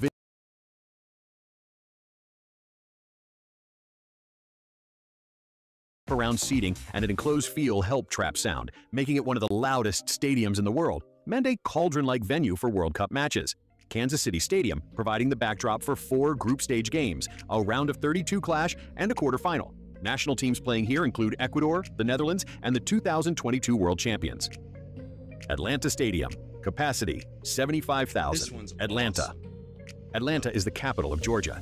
The city blends southern hospitality with big city energy, from world-class museums to comfort food staples like fried chicken and peach cobbler. Atlanta Stadium, known as Mercedes-Benz Look at Stadium, that. is a Sick. futuristic arena with a retractable 8-panel roof inspired by a camera aperture, So a vast cool. glass facade opening views of the skyline, and a circular halo LED video board suspended around the roof opening. 2 main seating tiers split by premium balconies wrapped tightly around the field, while its sustainable design, distinctive angular exterior, and flexible configuration make it one of the World Cup's architectural showpieces. Atlanta Stadium rounding it off with 5 group matches, a round of 32 tie, a round of 16 game, and You use kratom for real? You didn't use like Suboxone or methadone, but you used kratom? I remember thinking about it occurring to me. That was possible to do. Yeah, I mean, I'm trying to be trying to be through with that shit by at the latest end of the year, but trying to be done with it by fall or before Thanksgiving. I'm getting there. blockbuster semifinal. National teams playing here include the reigning European champions Spain and Uzbekistan. New York, New Jersey Stadium. Capacity 82,500. New York, New Jersey. New York and New Jersey share one of the world's most iconic metropolitan skylines, where Manhattan's skyscrapers give way across the Hudson to New Jersey's sprawling suburbs, malls, and entertainment districts. New York, New Jersey Stadium in East Rutherford, known as MetLife Stadium, is a 3-tiered bowl with steep stands and a louvered facade that can light up in different colors, echoing the identities of its 2 NFL tenants and, during the World Cup, the colors of its host nations. Players will be played under illuminated louvers, solar-powered lighting, giant HD video boards, and a dense, steep bowl originally built for the Giants and Jets. During the tournament, it steps into the global spotlight as an expanded, FIFA-compliant version of itself, hosting 5 group games, a round of 32 tie, a round of 16 match, and on 19th July, the World Cup final. National teams playing here include one of the bests like Brazil, Germany, France, and England. Dallas Stadium. Capacity 94,000. 94,000. Dallas. Holy crap. Dallas-Fort Worth is a sprawling metroplex Dude. of suburbs. It's The a big skyline opens stadium. out into wide horizons, stadiums, and entertainment districts that pull fans in from across the state and beyond. Dallas Stadium in Arlington, known as AT&T Stadium, sits under an elliptical roof supported by 2 huge steel arches and a retractable system, with giant glass doors behind each goal that can transform it from a fully enclosed, air-conditioned arena into a semi-open stadium.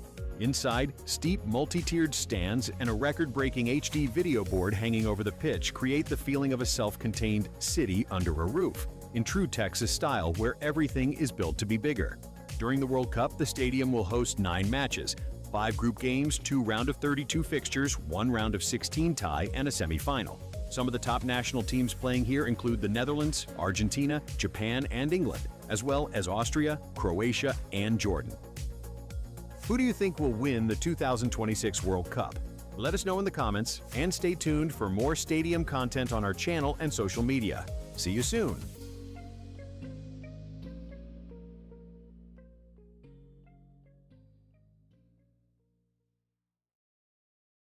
Something amazing is happening with the World Cup.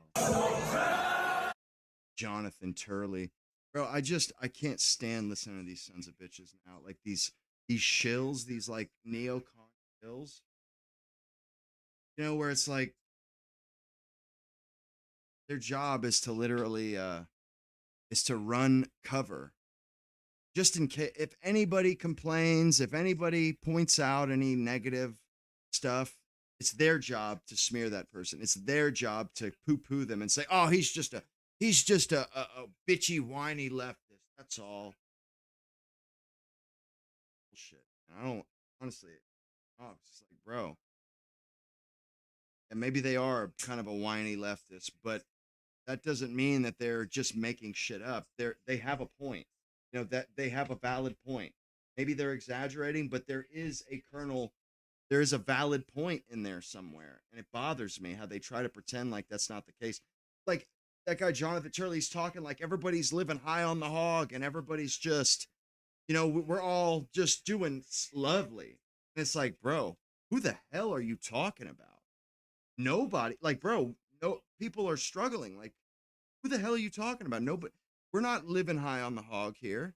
You know, I heard that Lee Stefanik all these Republican, these shills, at least I mean, and they're those particular ones, not like Rand Paul or Thomas, but no, like Elise Stefanik, Jonathan Turley.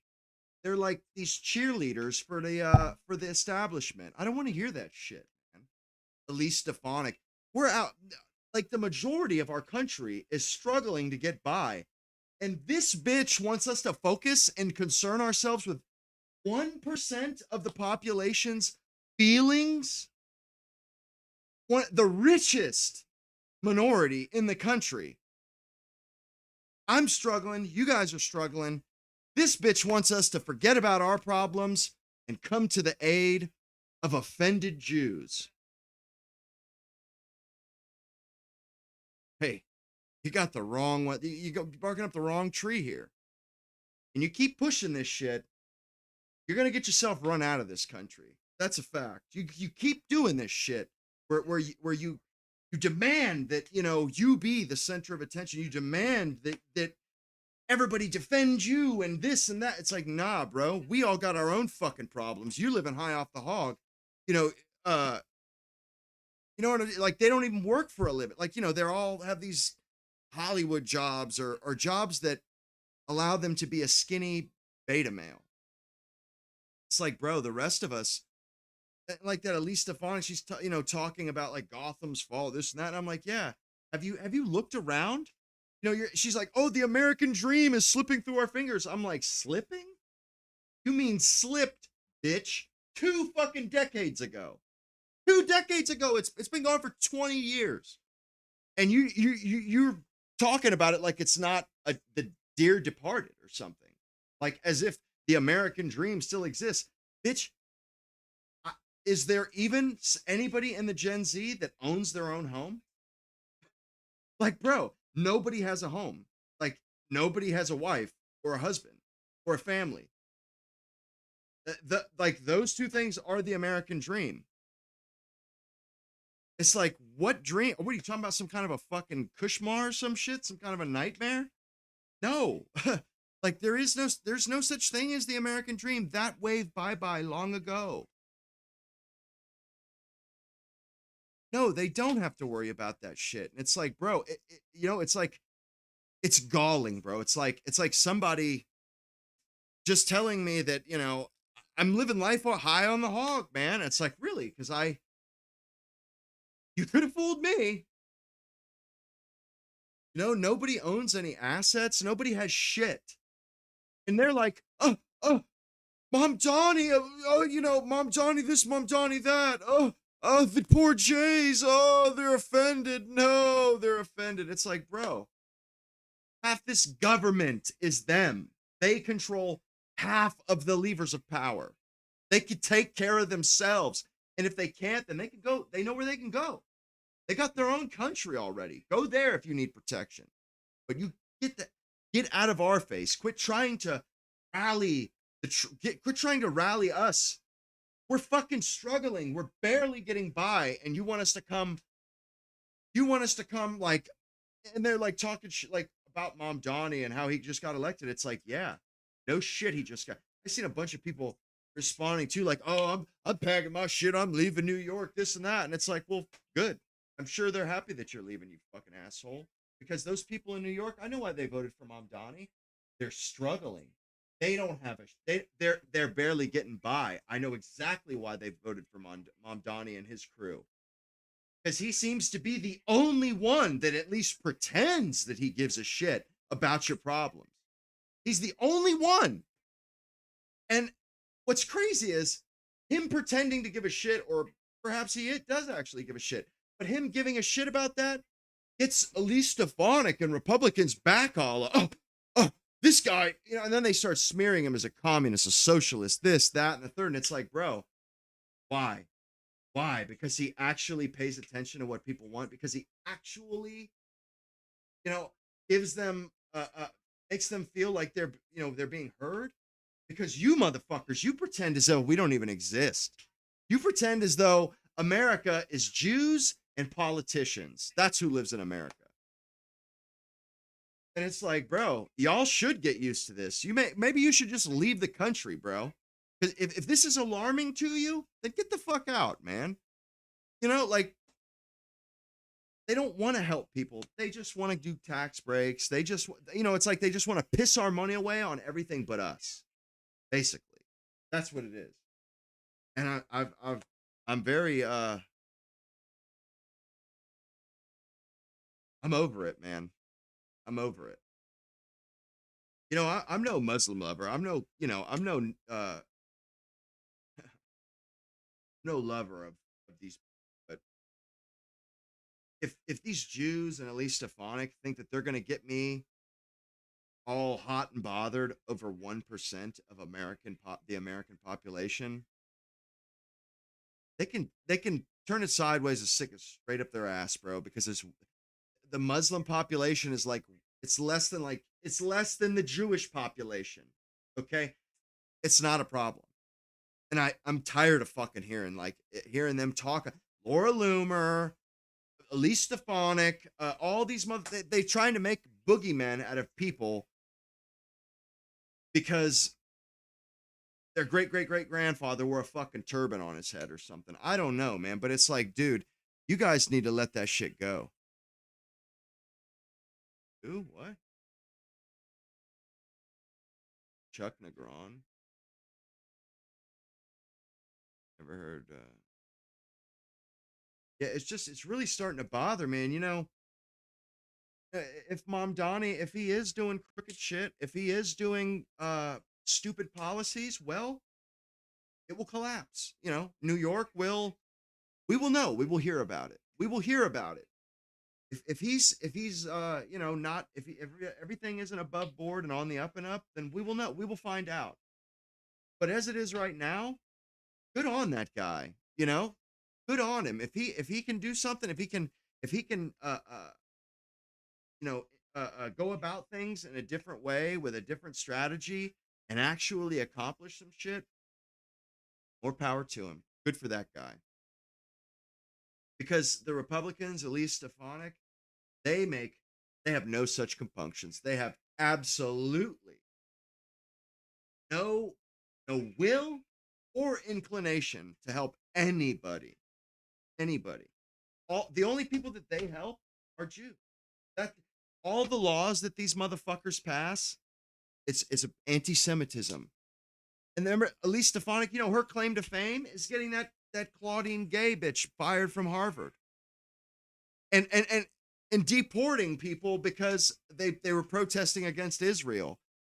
And it's like, bro, you're not helping us. You're just fucking with people that aren't citizens of America. As far as I'm concerned, you may as well be in another country, helping people in another country, because you're not helping Americans. You're just fucking with people on visas. And if I had my druthers, I'd throw the whole goddamn lot of them out. And honestly, I wish that we could just throw all of them out and start with a fresh batch. But they're not going to let that happen though, because that would actually work. So they can't allow that. And it pisses me off. If you want to know the truth, it pisses me off, man. They're so fucking crooked, dude. The only stuff that you can do and the only stuff you can get away with is the stuff they know just circles you right back around to them. Anything that you can do, it's like walking down a cul-de-sac. You just get turned right back around. You end up facing them again.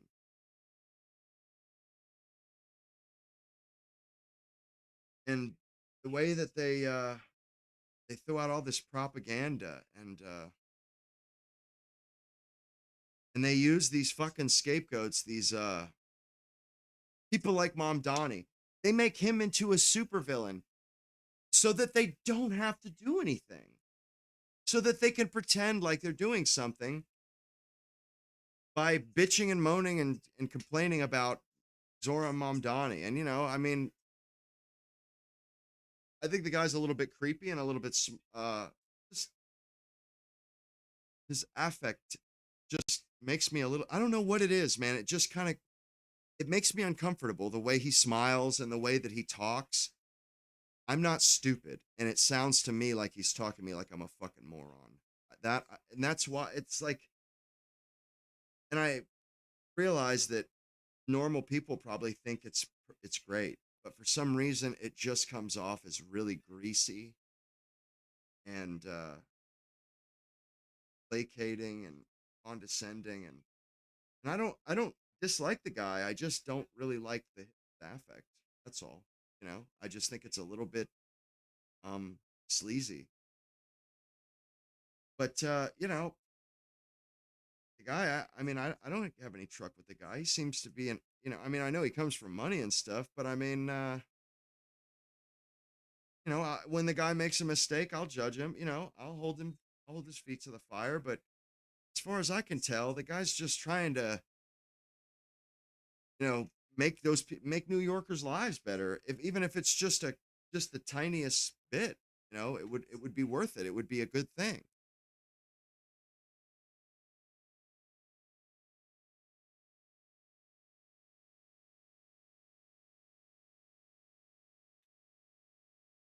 And those Scots, dude, they really know how to party, man. I mean, really. Watch sports in a planetarium. Life, liberty, and living. Oh, still 2-1. If you're living in Britain at the minute, don't be alarmed. If you look up, you might see something unfamiliar. That ball of fire in the sky is called the... I didn't know that they didn't have air conditioning in Europe. I had no idea that that was the case, and they have like small fridges and shit. Like I didn't know that. They had air conditioning like we have. No, and I watched a few videos filmed or a few YouTube videos where the people were in Germany, like the Netherlands, farming areas. And it struck me that that Europe is unbelievably similar or incredibly similar to Michigan and our farmland. I mean, really, it's like the low rolling hills, the real kind of just soft rolling hills. That's how it looks in Germany and the Netherlands and stuff. And I was thinking, geez, that's why the Germans loved Pencil. They call it Pennsylvania Dutch and stuff. There's so many Germans there, and it makes perfect sense now because it's like the same land. Basically, it's the same. Has a lot of similarities. Although we have like the craziest weather here. Like I said, I think I said this recently. We're like the only place on the planet where tornadoes happen in America. Isn't that weird? And Asia, they don't get hurricanes. They don't even know what the fuck a hurricane is. Oh, hell yeah. We just scored 2-2 now. But they don't have hurricanes and tornadoes anywhere else in the world. Also, our thunderstorms, Orlando's or Florida, and I think Orlando is the thunderstorm capital of the world. Like we are the lightning capital of the world. We have so much lightning. And they don't have that shit. Matter of fact, in England, from what I understand, England, what they call rain, we would call mist. We would call it mist. And when it rains here, it pours. But I mean, I guess it doesn't really, we have extreme weather compared to the rest of the world, apparently. From what I understand, I've been into it a little bit.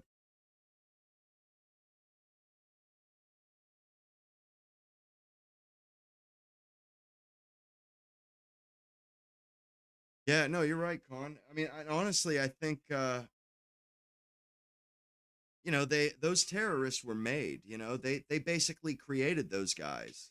They created this faction of people that we now know as terrorists. They attack these people's homes, attack their basically attack their culture and their civilization. So naturally, the people fought back.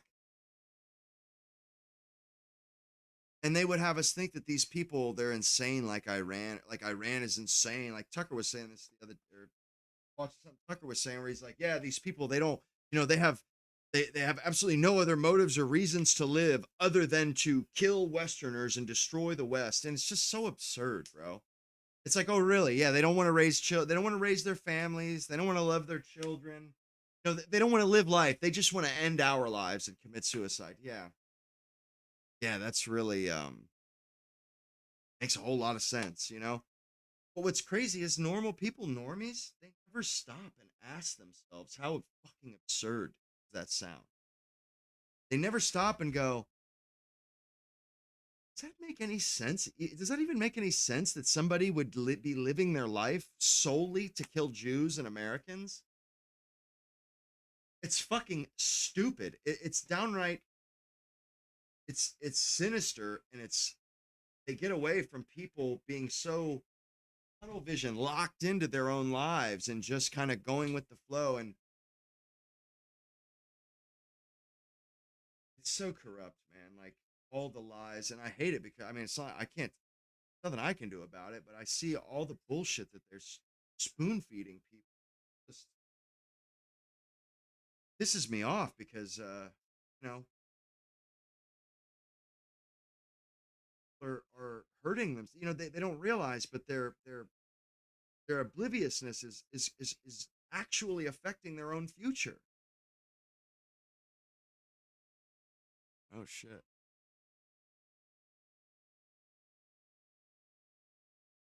Let's see, and Rupert Lowe, he had a interview with Brett Weinstein and Patrick Bet David, and I guess you know he kind of went in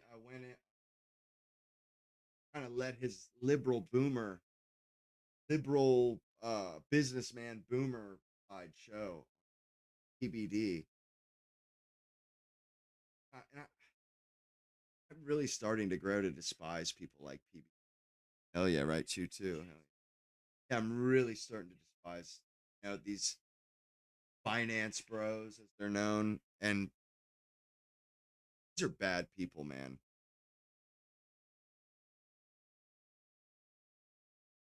PBD, he puts this big facade up and pretends as though he's this hardworking, salt of the earth guy. He's anything but.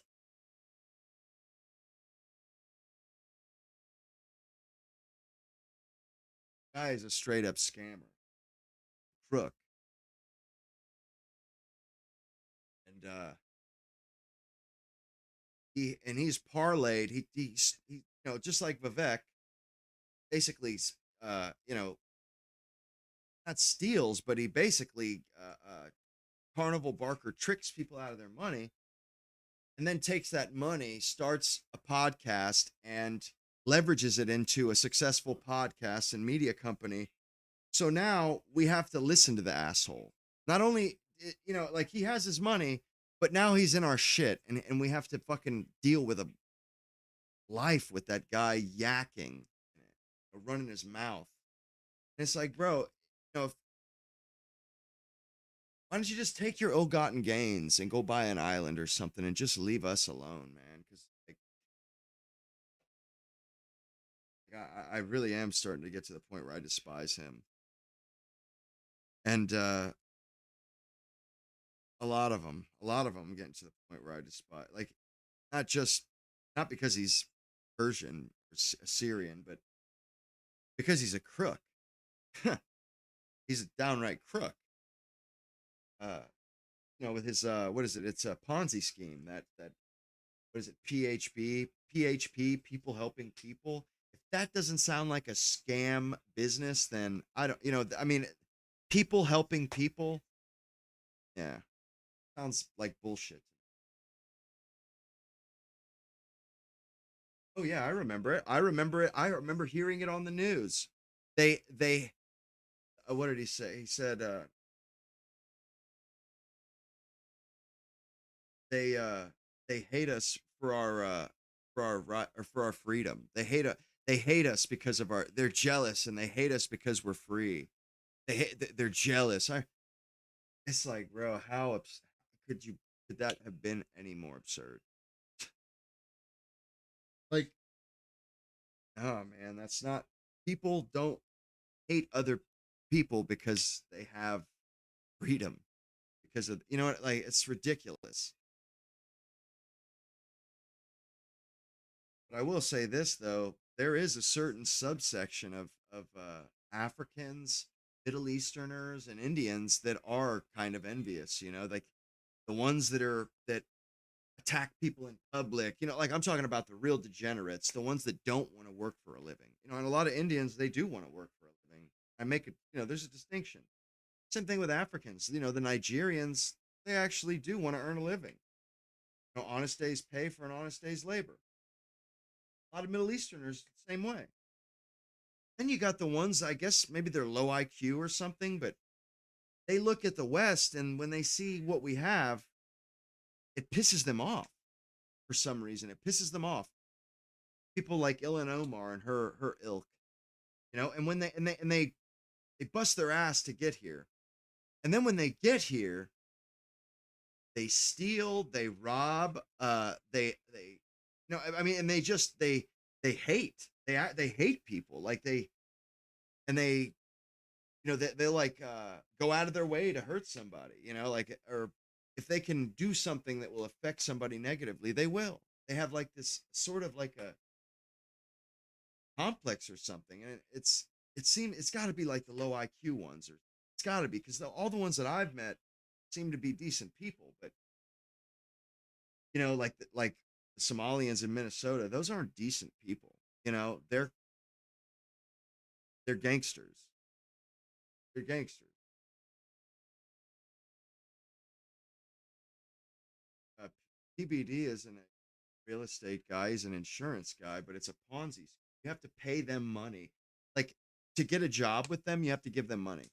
That doesn't sound like a job to me. That sounds like a fucking scam. And it too, man. Nice. And I seen an X video or oh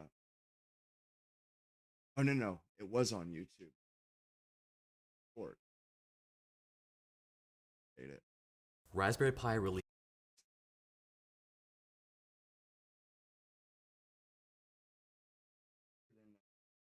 Notes. Pull it up real quick. But you got to see this. It's hilarious. I mean, it's kind of indicative of the kind of shit that these low IQ people pull. You know, trying to you know they go out of their way to try and hurt people and shit, and then when they get caught, I didn't do nothing. I didn't do anything. Like what bullshit.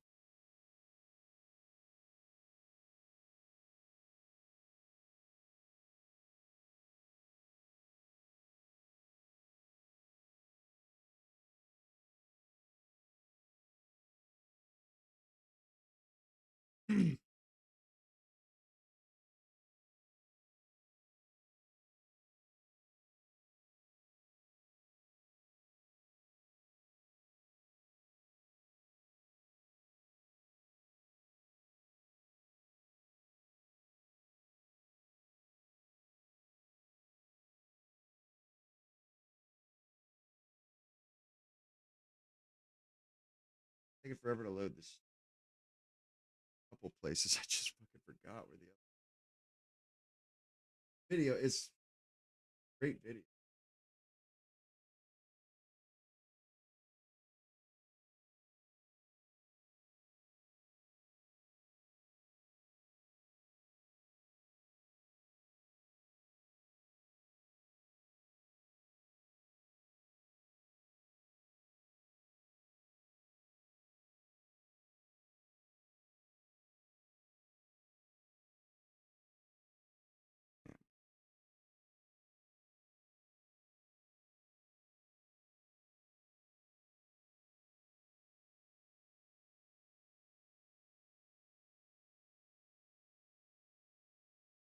I put more than one video in the same.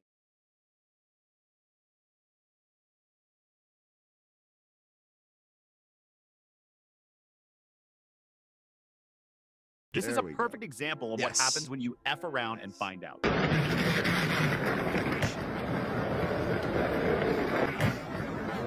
Is that shit so dark?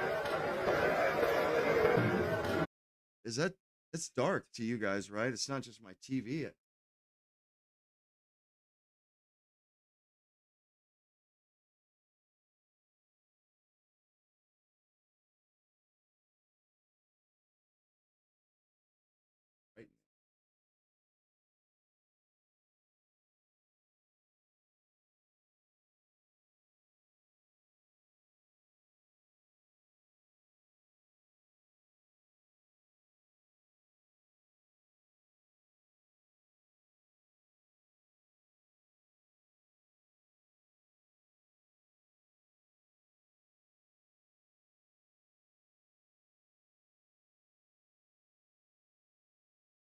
be able to put the brightness.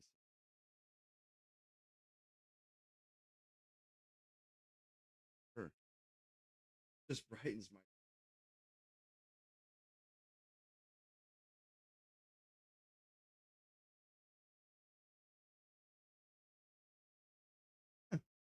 Bullshit.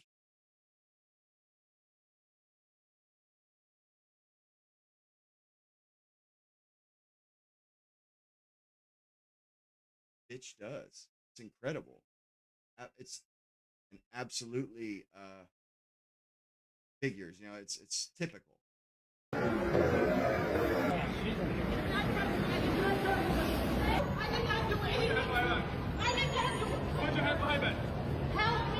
This is a perfect example of what Bro, happens when you F around and Bitch find out. tries to trip homeboy. Bitch tries to trip the cop. Dude's in full speed pursuit. 2-2. Or 2 up. Dude's in full speed pursuit. This bitch sticks her foot out to try and trip this motherfucker in full speed pursuit. He jumps over her leg, turns around immediately, and starts cuffing her ass up. And this bitch wants to say, I didn't do anything. You know, like pretending like, oh, I didn't actually trip you, so such and such. It's like, bitch. And they wonder why nobody trusts them. It's like, not only are you a criminal, but even the ones of you that aren't criminals, you know, like when they commit a crime, they always want somebody to come help them, like fight the cops so I can get away. Because that they do that kind of shit. The cops in pursuit and they try to trip them, try to mess the, you know, hurt the cop or get in the way and stop him from catching somebody. And it's like, why can't you just fucking mind your own? Why can't you just abide the law? Oh, damn. Close. They had it in the box. You know, it's like, you're trying to help a criminal get away. You fail. You get yourself thrown in jail, you dipshit. And then you want somebody else to interfere with him so that you can get away. And you know, it's just, that's their MO, man. They have like a chip on their shoulder and they're thieves. And even the ones that aren't like hardened criminals or career criminals, even they hate cops. Even they want to trip cops and fucking hurt them and interfere with their job. It's like, bro, you're just bad people. Bad people all the way around. And you got nobody else but yourselves to blame, you know, and they always have an excuse. Always. It's never their fault. You know, that kid Carmelo Anthony, bro, he didn't do nothing. The kid admitted, he said, it ain't no alleged. I killed the motherfucker. The dude come out and said to the cop, bold as all get out, there's no alleged. I did it. He wasn't running. He wasn't. Oh, and then his parents were like, oh, the teacher, you know, he just wanted a hug from the teacher. He was scared. He just wanted a hug. Oh, really? Is that why he fucking bolted? Is that why he literally ran full speed, sprinting to try and get out of the fucking stadium? Which, by the way, is an admission of guilt, or it's an admission that he knew what he did was wrong. He knew that he just murdered a guy and that was wrong. No insanity plea. No, sir, that's not going to fly. You know, and he's hired some hotshot Negro lawyer thinking it's going to get him off.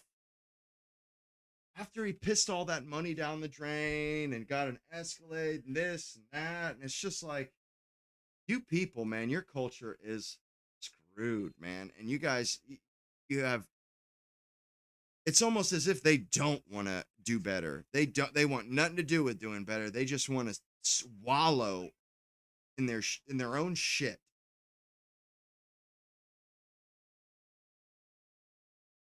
They're just, I mean, it's like majority of black people are like that. You know, they're just incorrigibles. You know, they if they think they can get away with something, they do it. Disgusting. Yeah. sticks her foot out. Went out of her way to do this shit. Like, what the hell is wrong?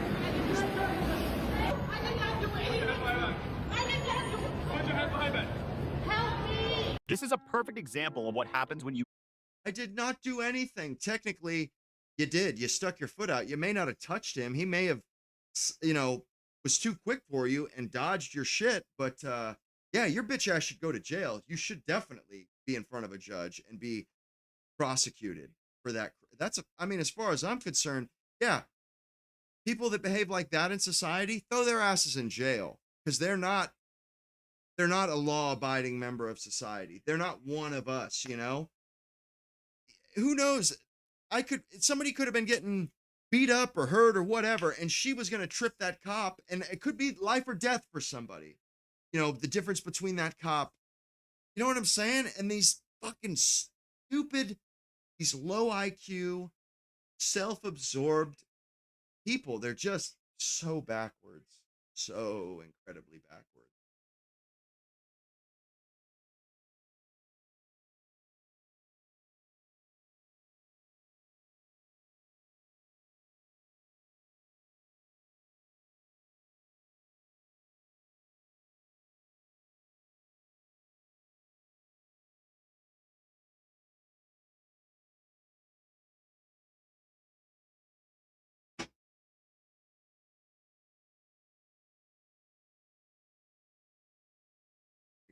He said he was going to do a show tonight, but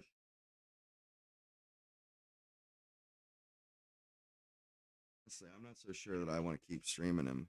That I even want to do it tonight.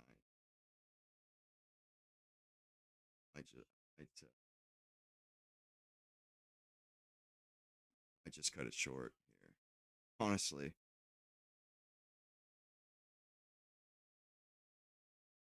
Yeah, exactly, man. It's they're ungrateful. They're always complaining. Oh yeah, I wanted to do that. I wanted to show you all that Stephen A. Smith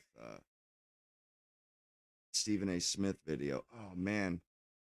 What's her Debbie Wasserman Schultz? God, she's ugly as sin now, dude.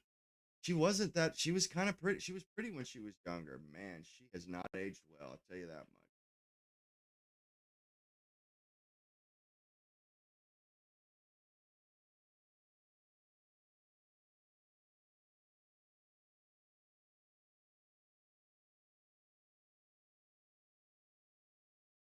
Yeah, a stream that last stream I did the other day, man.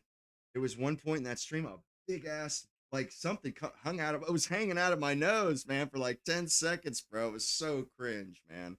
I was like, oh, I didn't even know it happened. Like, I went until I rewatched it. I saw this shit hanging out of my nose. I was like, oh, that's gross.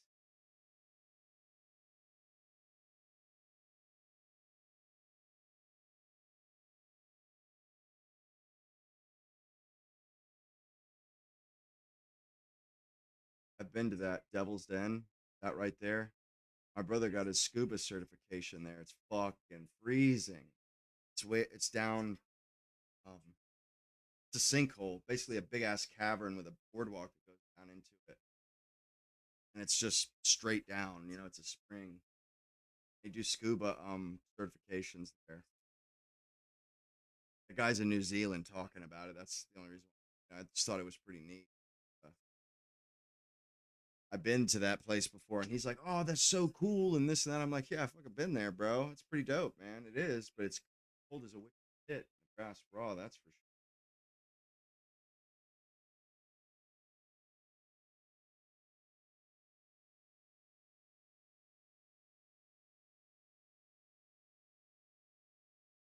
No, he actually made he made some good points, honestly. Um, I mean, he basically was like, yo, man, y'all need to keep all this shit to yourselves until you fix your own house, like nobody wants to hear it, man. You're, like you're all upset over Trayvon Martin. Meanwhile, like what, 10 people a day are shot and killed on Chicago's streets. It's like, bro, we'll believe that you give a shit about black people when you clean all that stuff up and stop killing each other wholesale. Until then, you can back the fuck off over your like one person gets killed questionably. And, Trayvon Martin, that's like 15 minutes from my house. 50 minutes from where I'm at right now. And when I go to visit my mom, I fly out of that airport, Stanford Airport. That's like the closest international airport to me. And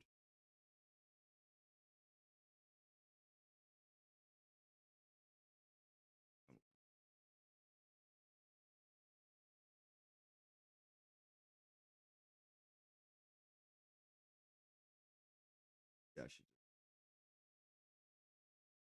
search for Stephen A. Smith. That might have a better luck with that.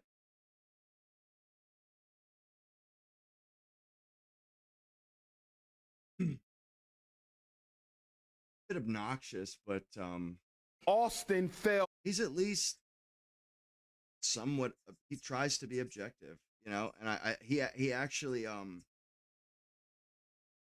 he has self-respect, you know, and he actually cares, you know, whether or not he comes off as just a shill or just a, you know, or he tries not to play into the hype and play into the drama. Well, I kind of respect that. Onto Carmelo's knife, trying to attack him because the knife is 3.5 inches. The cut was only 2. Bro, Lou, what the hell if I'm does that stabbing matter? you, why am I going halfway with a knife blade that's only 3.5 inches? Wow. You fell onto my knife. This is some dumb Regardless, shit. Loon, do you really think those 2 black boys who fell on that white boy's knife? Oh, okay. Time It's out, just bro. the I TV. can't do it. I got to get my hair cut. My barber here TV's. Nanny fell on a knife. There ain't no human being on planet Earth out of 21 witnesses said that he fell on a knife. Carmelo Anthony's defense isn't arguing that he fell on a knife. Nobody's saying that these black people cannot take accountability for nothing. Now the boy done fell on somebody's knife. Nothing. Welcome to the special edition Kid of Straight admitted Shooter it. They coming don't at wanna you as take I love to do, accountability. at least twice a week over the airways of YouTube, of course. Of course, you know my POTUS show is every Wednesday night from 6 to 8 p.m. Eastern Standard Time over the airways of Sirius XM POTUS Radio. That was Officer Tatum responding to Dr. Umar Johnson, who was talking about what transpired with the whole Dr. Umar Johnson? Really? What is it, like African studies or shit? Carmelo Anthony situation. You know, the kid, he was 17 at the time. He's 19 now. He was recently convicted of first-degree murder based off of, because in April of 2025, he fatally stabbed a fellow high school student, high school athlete, Austin Metcalf, in the chest during an altercation at a track meet in Frisco, Texas. A jury convicted Anthony of murder on June 9th and 10th of this year, rejecting his self-defense claim and sentenced him to 35 really years do kind of in prison. Same shit I do. Now, as we all know, I definitely had my reservations about that sentencing. I remember the case involving Casey Allison, who in May of 2020. How is it that I have my reservations about that case? It's like, bro, a kid is dead because of this kid. You know, an innocent kid who did not deserve that is dead because of your shit culture. Because we all know what happened there. This kid did what every other fucking spook does when, when they're around white people. Touch me again, see what happens. I can't tell you how many times I've seen some spooks do that shit. You know, and just take every opportunity to prey and predate on white kids. Catch them alone and this and that. This kid, and you know, it's because of this culture. Their parents teach them to do this shit. Their parents teach them, like, this is totally his parents' fault.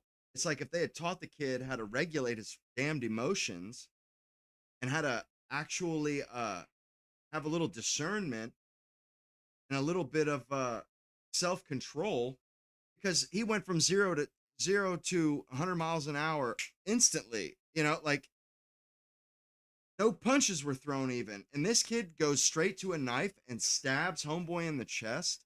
That's his first instinct. Man, you can't, if we let that kind of shit slide, it only gets worse. It only gets worse. I would rather put up with their bitching and moaning than, you know, kids getting stabbed on the regular, these coloreds taking, they're already, the way that they behave is already outrageous and unacceptable. And if you let him get away with it, or you reward, I mean, he got what, like $500,000 over this shit. You reward the kid for it. Next thing you know, it's going to be a fucking TikTok challenge or something. And if a white kid had done that to another white kid, he would have got 35 years too. He would have got 35 years too. Guaranteed. Guaranteed. So it kind of pisses me off that they have a problem with that sentence. It's like, yo, the kid got his due consequences. And Stephen A. Smith's like, it bothers me that he's going to be in there for at least 17 years. It's like 17 years is not that long, dude. He's going to get out in his 30s, homeboy. Like, that kid is dead and gone. And this son of a bitch is going to be out on the street possibly in his 30s. So I don't want to hear that shit, about, this sentence, it was so tough, blah, blah, blah. It's like, no, it wasn't, man. The death sentence, okay, I would agree with you to a certain degree. That's a bit much. It's pretty harsh. But 17 years minimum. I mean, I don't think so. That's pretty. That's getting off light. I mean, they did give him 35 years, but he's still eligible for parole in 17, and that's pretty damn good. If he behaves himself, there's a good chance he'll get out in 17.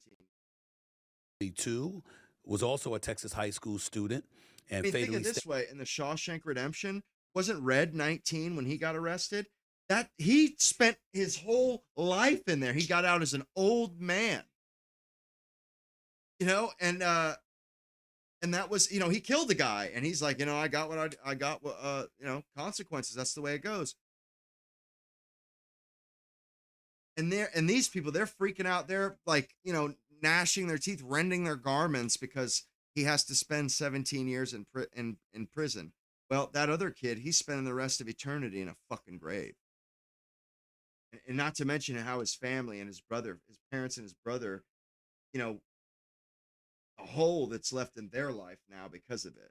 Because this kid didn't have no self-control. He just, obviously has real problems, and their culture obviously has real problems. And we are the ones that are suffering because of those problems. Them too. They're killing each other like, like they're animals or like they're flies practically. Stabbed a classmate, Joe Ramirez, during a confrontation in a Belton high school bathroom. He ultimately was acquitted of murder and manslaughter, but convicted of criminally negligent homicide, where he was sentenced in June of 2025 to a maximum 10 years in prison. So he murdered somebody, he's getting 10 years. Carmelo Anthony murdered somebody, he's getting 35 years. And that discrepancy has a lot of people in an uproar and what have you. Dude, not all murders are created equal. They're not, man. Carmelo Anthony has a lot of stuff against him. He really did himself he didn't do himself any services. He admits it to the cop straight away. No, alleged, I stabbed him. He ran from the scene, showing that he knew what he did was wrong. And he was there instigating. The kid was, he basically did everything he did counted against him. He did everything he did proved that, that this was his fault. He has nobody to blame but himself and his parents. His parents even lied about this shit. They tried to, they were basically running cover for him, lying. They went on the Breakfast Club and told bold-faced lies, that he ran and ran to get a hug from a teacher. No, he was trying to escape, and a teacher bear hugged the shit out of him, so he couldn't, escape. Yeah, to be honest, I think 35, honestly, that's fair or light. What he did was, it's almost like it was practically premeditated. Like he just decided he was going to go out and murder somebody, murder himself, a white man that day. And the way that, his behavior, oh, touch me again, see what it's just belligerent. It's belligerent. This kid was going to kill somebody eventually anyhow. I mean, and it fits. They all behave that way. And for a lot of them behave that way. And a lot of them end up killing people by the time they die, or by the time they leave Earth. Apparently one of those people is Dr. Umar Johnson. Now, I listen to what he said there. And let me state this. I respect him. I respect the man. I respect his intelligence. Officer Tatum, I'm not going to emulate you. I'm certainly not going to disrespect Dr. Umar Johnson. I'm not going to call that Umar Johnson. That dude is such a grifter. He gets on his channel and begs for money. Begs for money. And then he repeats himself. He repeats himself 3 or 4 times because he's trying to drill it into people's heads. And it's just so cringe. He's just a straight up grifter. Just some chump grifter. He's not smart enough to earn money, or, to earn a living. He's not clever enough to actually earn that money, or do something, do something to get it. No, he just begs for money. And that's pathetic, man. call him. And he does it with this affect. He tries to make himself seem like grand and thoughtful and intelligent and well-spoken, but it's like one of those acts, where it's all super exaggerated, and it just, I guess that, that cuts ice with colored people, but it just comes off as disingenuous to me. It comes off as like a snake oil pitch. Idiot or question his intelligence. I will say, however, he's definitely out there with the stuff that he was saying. I heard no evidence of Carmelo Anthony or Austin Metcalf falling into a knife. Yeah. I heard no evidence of that whatsoever. And there were 21 people, who was considered for the jury. You had your grand jury testimony and all of this other stuff going on. And there was 21 people that were talked to. There were witnesses that were in attendance. Nobody talked about Austin Metcalf falling into a knife. I don't know where that comes from. And obviously because of But they're grasping. They're reaching way into left field for anything, any excuse they can find. And as we know, it doesn't matter. You can catch them dead to rights red-handed. I didn't do nothing. They will use the dumbest sounding excuse. Their culture is deny till you die. It's commit crimes, prey on people, victimize people, and then deny it till you die. They want to have their cake and eat it too. They want to commit crimes, but they don't want to go to jail. They want to pay the consequences for it. how severe the penalty was. 35 years in prison. We're going to take into account history from an historical perspective, from a racist perspective, and we're not going to be uncomfortable with the discrepancy that exists between somebody like Casey Allison compared to a Carmelo Anthony. I got that part. But that doesn't give us a license to then turn around and to just come up with stuff that might have been, as opposed to listening to the evidence that was actually disseminated and making reaching a conclusion based off of that. Carmelo Anthony was quoted as saying to Austin Metcalf, "Put your hands on me and find out what's going to happen." To be clear, he was in a tent because it was raining outside at a track meet. And he was in a visiting team's tent, not his own. And Austin Metcalf was one of the people that walked up to him and said, he was looking for trouble. He was looking for trouble. Why else would he have? He had a knife on him, and he was, as soon as he felt that he got a rise out of somebody, out come that knife and straight into a kid's heart. That's some cold shit right there. That is some cold shit. The guy's a danger to society. He's a stone cold murderer. "Oh, man, you need to go to your own spot. You don't need to be up in here." And according to witnesses and Carmelo Anthony himself, he said, "Put your hands on me and see what's going to happen." According to a coach in the after. And just like every spook I ever seen anything like this happen to, he put his hands on me. He put his hands on me. As if that's supposed to make it better. As if we're supposed to sympathize. Yeah, I've had hands put on me too, and I never killed nobody, asshole. I never fucking stabbed nobody in the heart. I never put nobody in the hospital. I never hurt nobody bad like that. It's like, bro, and people get hit every day. People put hands on each other every day. Almost never does it end up in somebody's brutal death.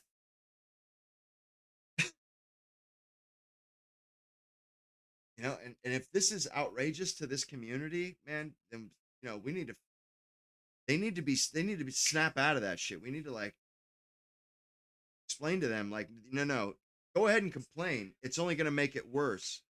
There's only one way that you're going to get this to stop happening to you. Stop committing crimes. Hello? Complaining is not going to keep us from throwing your colored asses in jail. If you murder people, it's like, if you don't want this to happen, don't go looking for trouble and don't go murdering people for no reason.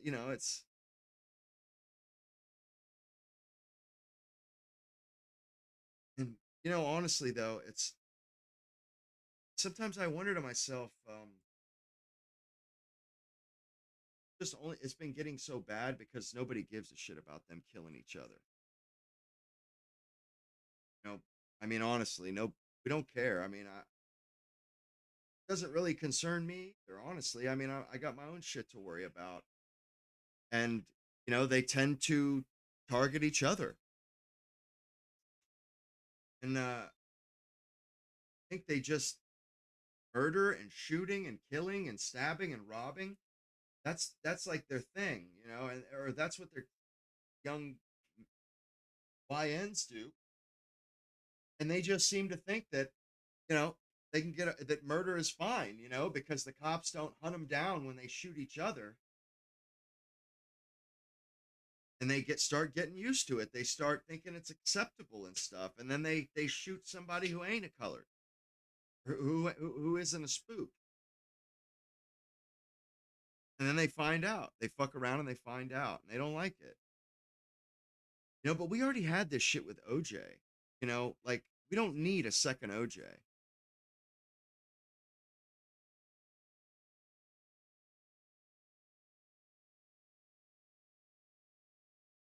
No, OJ, he was the original. The guy straight up, murdered two people. But because one of the cops was questionable, like, or a racist or something, like, all of a sudden it doesn't matter that he murdered two people in cold fucking blood. Like that, that's moot now because one of the cops says the N-word. Really? I don't get that. How do those cancel out?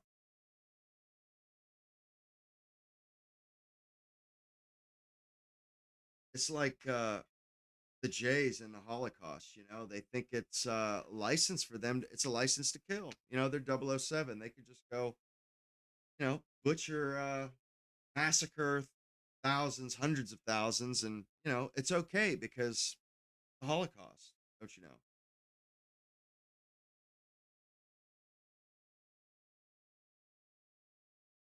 I'm just tired of it. Why can't they just do better?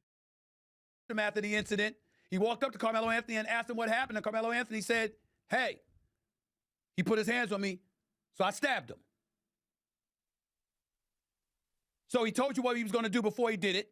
Then he ended up doing it.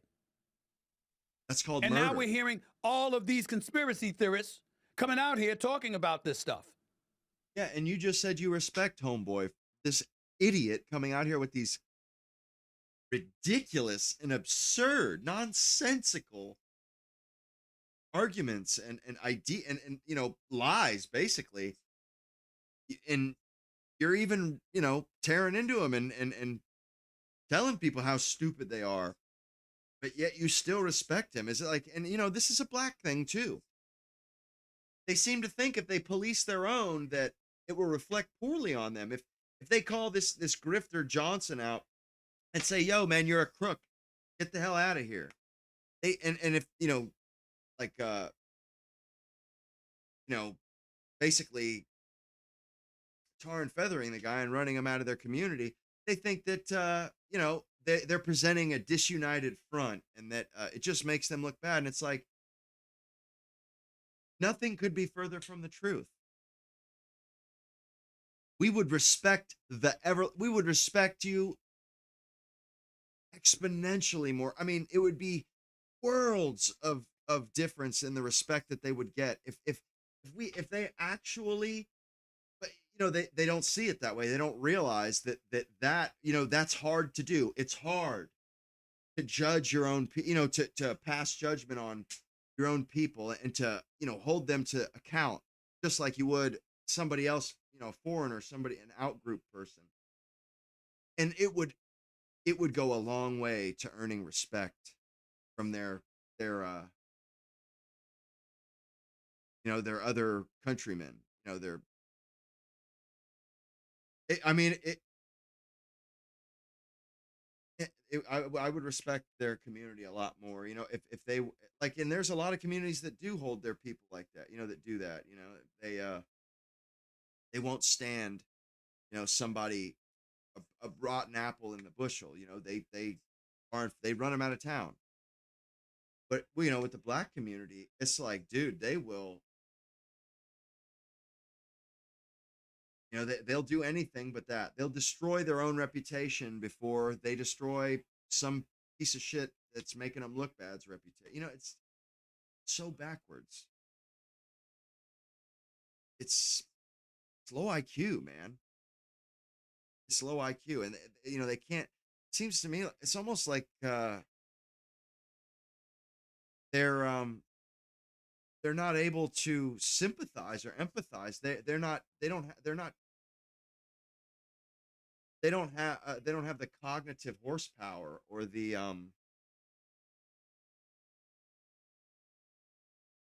they can't think of abstract concepts, like they can't understand abstract concepts like that or something. But it seems to be beyond them. I forget what they call it, but there's different levels of mental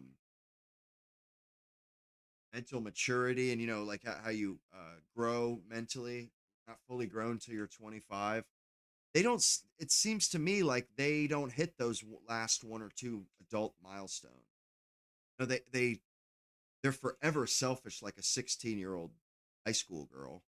All they think of is themselves. And when they get caught, they do something, like a heinous crime, or they do some serious crime, and then it's like it's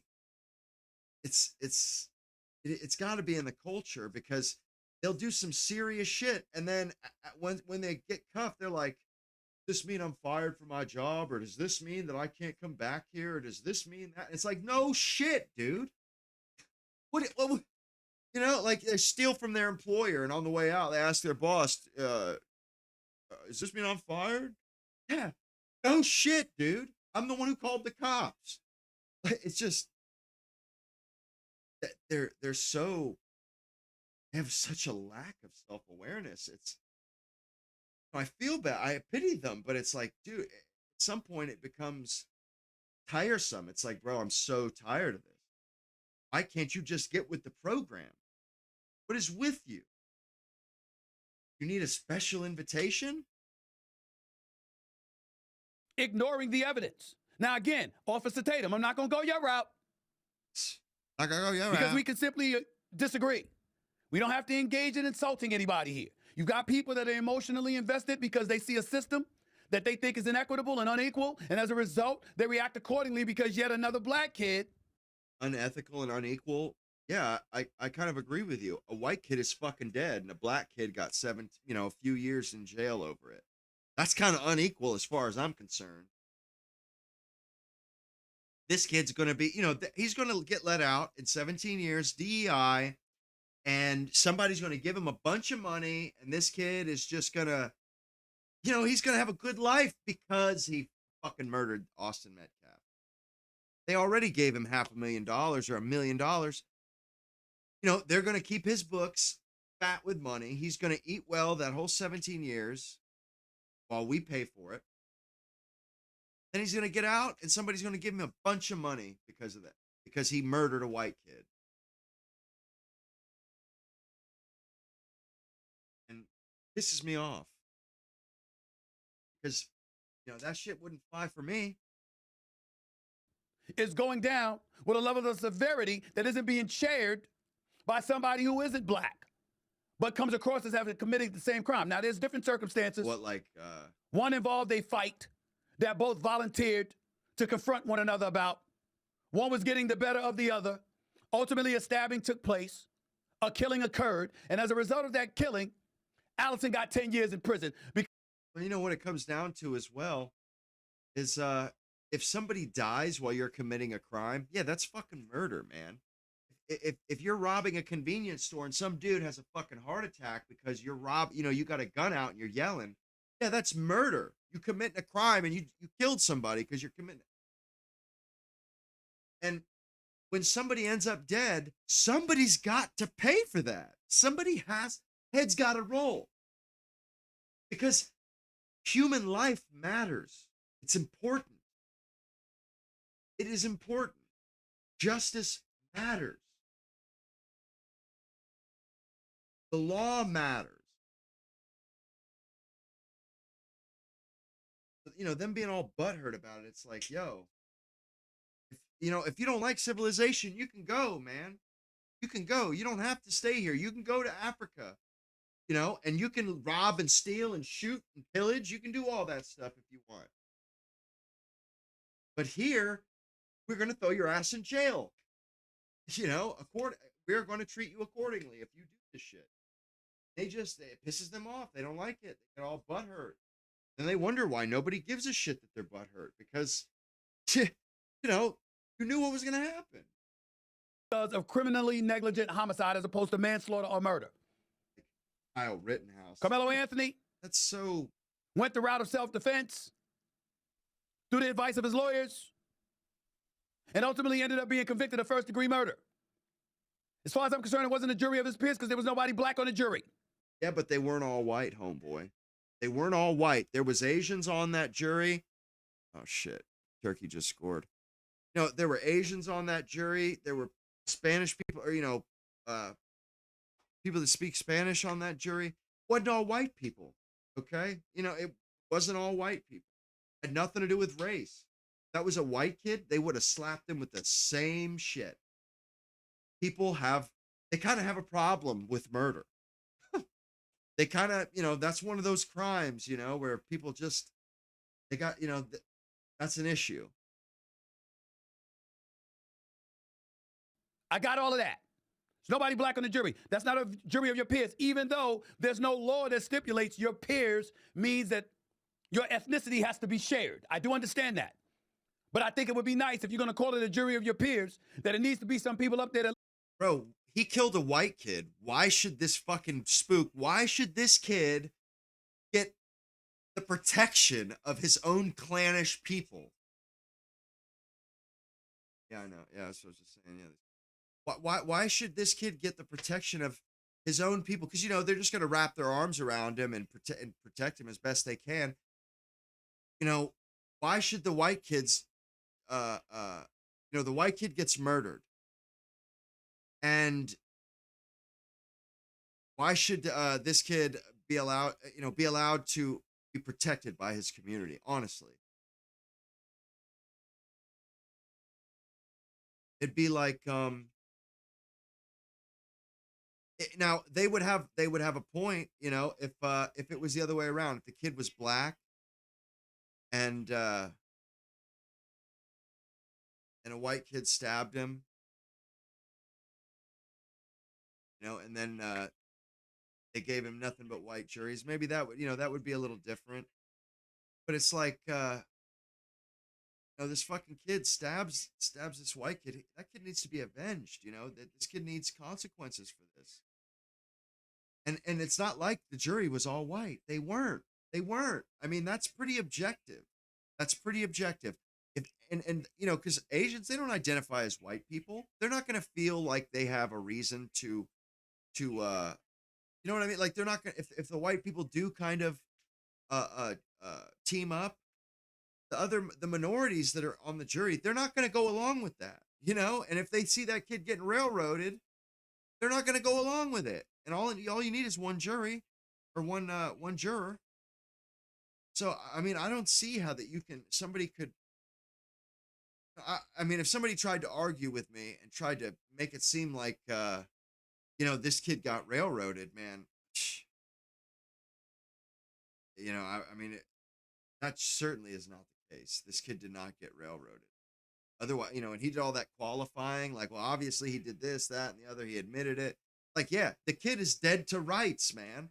Now you're just squabbling and quibbling over the sentence, the amount of time he spends in jail. Okay, what would be a better sentence to you, Mr. Smith? What, 10 years? Like, no matter what, he's still got to do over a decade in prison. No matter what. I mean, I don't know. It just seems spurious to me, kind of ridiculous. They're arguing about the wrong shit here. Why don't they defend people that actually haven't dead to rights murdered somebody? I could see it. They always stand up and stick up for the people that least deserve to be stood up for, like OJ, Carmelo Anthony. If they never stand up for the kid that does right, and that actually has, like, actually has facts going in his favor, and has something going for him that, this kid, it's the opposite. He's the worst hill to die on. He has no saving graces. He's just a punk that, that thought he was hot shit, tough shit, like they always do. They always do. They think they're just a hard ass and nobody can fuck with them. And that's why he's probably, walking around with a knife in his pocket, thinking he's a badass and shit. Like, and, I remember as a kid thinking, like, do yourselves no favors. You're just, the way that you guys behave, eventually you're going to run across somebody who ain't playing that bullshit. And it's not going to be fun. They rely on our reluctance to get violent, and stoop to their level. They rely on that. They can always escalate it further than white people want to take it. It's like, well, what happens when you come across somebody who ain't going to fold like that? And you just get, you get tuned up like a cheap piano. I mean, it's only a matter of time before that kind of stuff happens to a person. I mean, it truly is. It's just ass backwards, man. Like, you people are just, you're rednecks, man. You're redneck. You're rednecks on steroids. You're like this ridiculous, exaggerated version of it. And they, they don't know how to debate or argue, and they do themselves no favors. Every time they open their mouths, they make their situation worse. Look a little bit like you. That shares your pigmentation, your hue, your ethnicity. I think that's fair, in my opinion. But again, and they bitch at us about the identity politics, but we don't do the identity politics. We're the only ones that don't. A black kid murders somebody, and they want special privileges. We demand that there's a black person on that jury so that black person can hang that jury, can make it a hung jury. We demand that we get at least one black person on every jury. That way we never get convicted of a crime. Like, bro, that's just not how it goes, man. It ain't how it goes. And you're not sincere. You're not in good faith. You're not participating in society in good faith. You're doing the shit that you're doing with the expectation that you're going to get special privileges, like homeboy that killed Irina Zarutska. You're just going to get let right out because you're black, and slaves and all. It's like, what are you, out of your mind? This is crazy.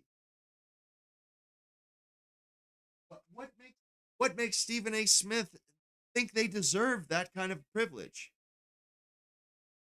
You know, go start your own country. Go be the minority of your own or the majority of your own country, where and then you can make things how you want them. You know, but until then, bro, you under our roof, asshole. We pay for your allowance. You don't do shit. Them as a community, they don't contribute a dime. They don't contribute anything. It's like, bro, you're just a bunch of parasites on us. You want the parasitism and you want to be able to kill us wholesale, just like you kill each other wholesale. That'll be the day. People don't want that shit. They don't want, we put up with you enough as it is. If we had to put up with that, it would be untenable. We could not abide that shit. No laws were violated in terms of the makeup of that jury. Having said all of that. Because this country is based on merit, not your skin color. God dang, dude, they are so dumb, man. They're so dumb. They don't even get the irony here. It just proves how everything is about race for them. They've been trained to be that way, and they think that's their get out of jail free card. Hey, not today. Got the wrong one. The reason why this point is relevant right now is because of a very uncomfortable truth. The uncomfortable truth is that, once again, we find ourselves dropping the ball a little bit, dare I say. His lawyer, who was that going to be? Did we do our due diligence? The makeup of the jury, did we do our due diligence? The charges that were ultimately going to be filed against him, what he was indicted for, what he was going to be prosecuted for. Did we have the right people in place to make sure that wasn't putting Carmelo Anthony at a considerable advantage? Did we do all of those things? Or were we a bit late to the party in that regard? And considering that one could argue that we were late to the party in that regard, for those who want to support Carmelo Anthony, who want to act like a crime wasn't committed, who want to act like he was completely provoked, instead of bringing up the fact that he had no business having a knife at a track meet. Hell no, he didn't. Instead of acknowledging the fact that he was in no real perceived danger in terms of his life being threatened, in terms of acknowledging the fact that under no circumstances, based on the evidence of what has happened, did it warrant him stabbing somebody in the chest. No, hell no. If we're going to sit up there and we're going to ignore those things, here's what we can't ignore. Here's what's unavoidable. People are going to bring this up too. Where's all this noise over what happened in Chicago on Juneteenth? Truly.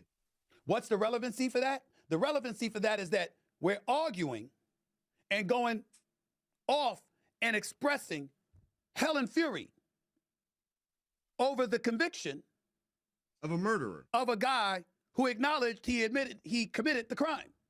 Told the police it's not alleged. I did it. Because he put his hands on me, so I did it, according to the reports. We've got people all over the place. How stupid. Going off, talking about police officers, talking about the court system, talking about the inequity within our legal system, et cetera, et cetera. But 39 people get shot on Juneteenth. It's incredible, man. 6 are killed. And we're not hearing anything. Why is that? I bring up Juneteenth, ladies and gentlemen, to remind you what Juneteenth is. It's a U.S. holiday that commemorates the end of slavery in the United States. That's what Juneteenth is. Juneteenth, June 19th, Emancipation Proclamation, issued by Abraham Lincoln in January of 1863. This is what we're talking about. June 19th, 1865, 2 years ago, Union General, reading from here, Union General Gordon Granger arrived in Galveston, Texas, and announced that enslaved people in Texas were free. This date is what became known as Juneteenth. You know how as black folks we sit up there and we talk about it's Malcolm X Boulevard, it's Martin Luther King Boulevard, and that's usually where violence takes place? Yeah, no shit. That's what they're saying about Juneteenth right now. Shit part of town. 39 people shot. 6 killed. And what are we saying? You got more people arguing about Carmelo Anthony than this. Yeah, than 39. And I'm not getting into, oh, you know what? It's black on black. Wait a minute. White people kill white people. Hispanics kill Hispanics. the people you live with, the people you live amongst, the people you live around, that's where violence usually take place amongst one another. I know that. I don't care about that. I care about us, our community right now, as it pertains to this subject. What we gonna do, peoples? I'm talking to black people. What we gonna do? We gonna do? Barack Obama had his presidential center opened this past Friday. We all celebrating it. And we got nothing to say about 39 black folks, 39 people rather getting shot, 6 fatally. How about this? Let me read some numbers to you because I think it's important. It's only right. Chicago, in the year 2024, recorded 580 homicides in that 1 year alone, with black residents accounting for roughly 3/4 to 4/5 of the victims.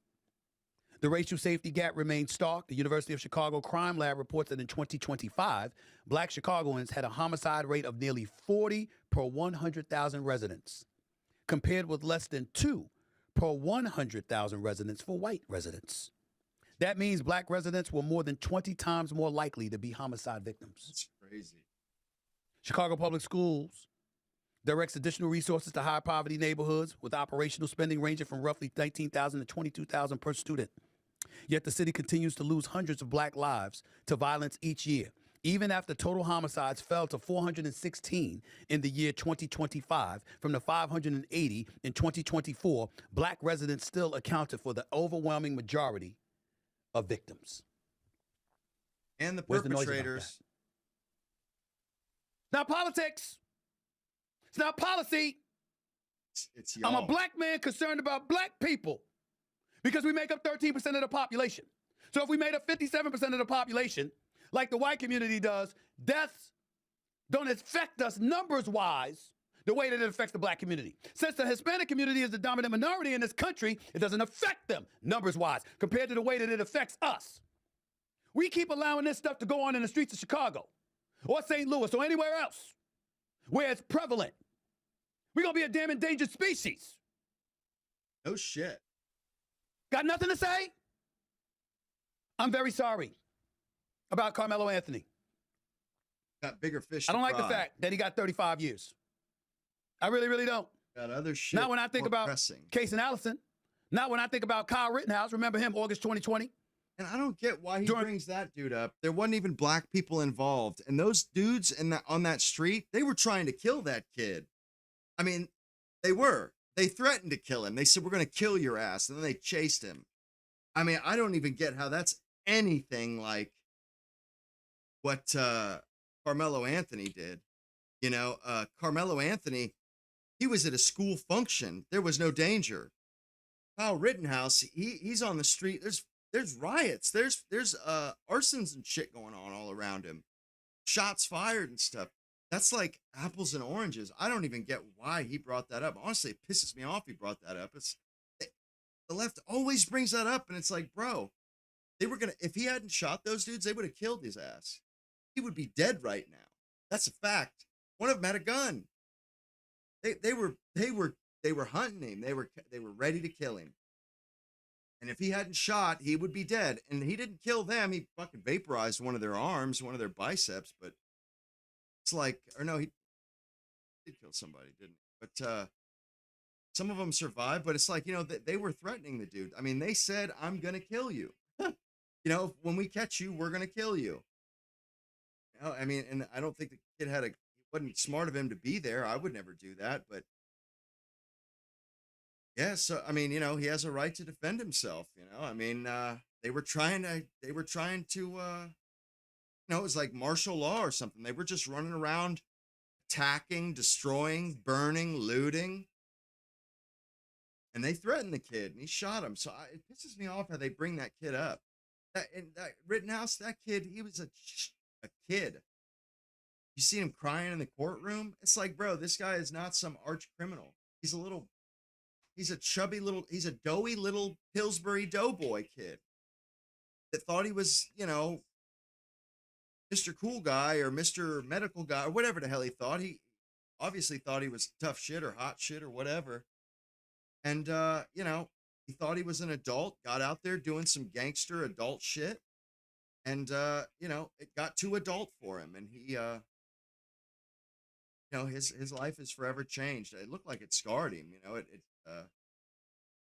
wasn't handling it very well. Unrest in Kenosha, Wisconsin. He's 17 years old at the time. He shot and killed 2 people and wounded a third while claiming self-defense. Yeah. And then in November of 2021, the jury acquitted him ass. on all charges, including homicide and reckless endangerment, finding he acted in self-defense.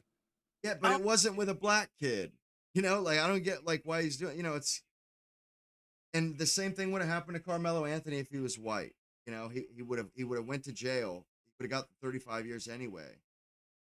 And Kyle Rittenhouse, nobody was black, you know, so it's like I don't really get it, you know. Yeah, he shot and killed 2 people, but there's no reason that you know, the jury didn't let him off. You know what I mean? They had no reason to help that kid. You know, they genuinely thought he did defending himself. Meanwhile, Stephen A. Smith is advocating, hey, we should be allowed to get our own kind on the jury so that, you know, we can get a little bit of an advantage. We can get a little bit of leeway. You know, we can get away with murders and shit. I mean, you know, he's sitting here talking like he didn't just say that. He's like, you know, Kyle Rittenhouse, he didn't go to jail. He was let off this, blah, blah, blah, this and that. And it's like, yeah, you know, and true, he did get off. But can you tell me why that is unjust and why, like, tell me where the jury went wrong. Tell me how the jury was in cahoots with Kyle Rittenhouse. You know, that wasn't the case. So, I mean, apparently, obviously they thought that he was innocent. And Stephen A. Smith, you know, they obviously thought Carmelo Anthony was a murderer. And Stephen A. Smith, he doesn't like that. He doesn't like that black people get consequences for committing crimes that white people, the same consequences white people would get.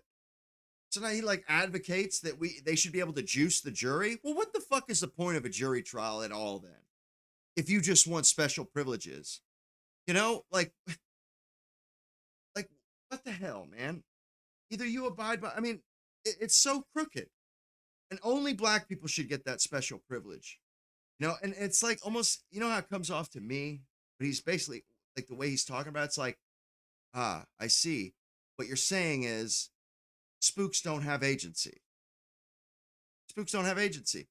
You know, they're not smart enough to understand what the hell is going on. So therefore, you know, they shouldn't be held to account because, you know, that's what Stephen A. Smith is saying right here.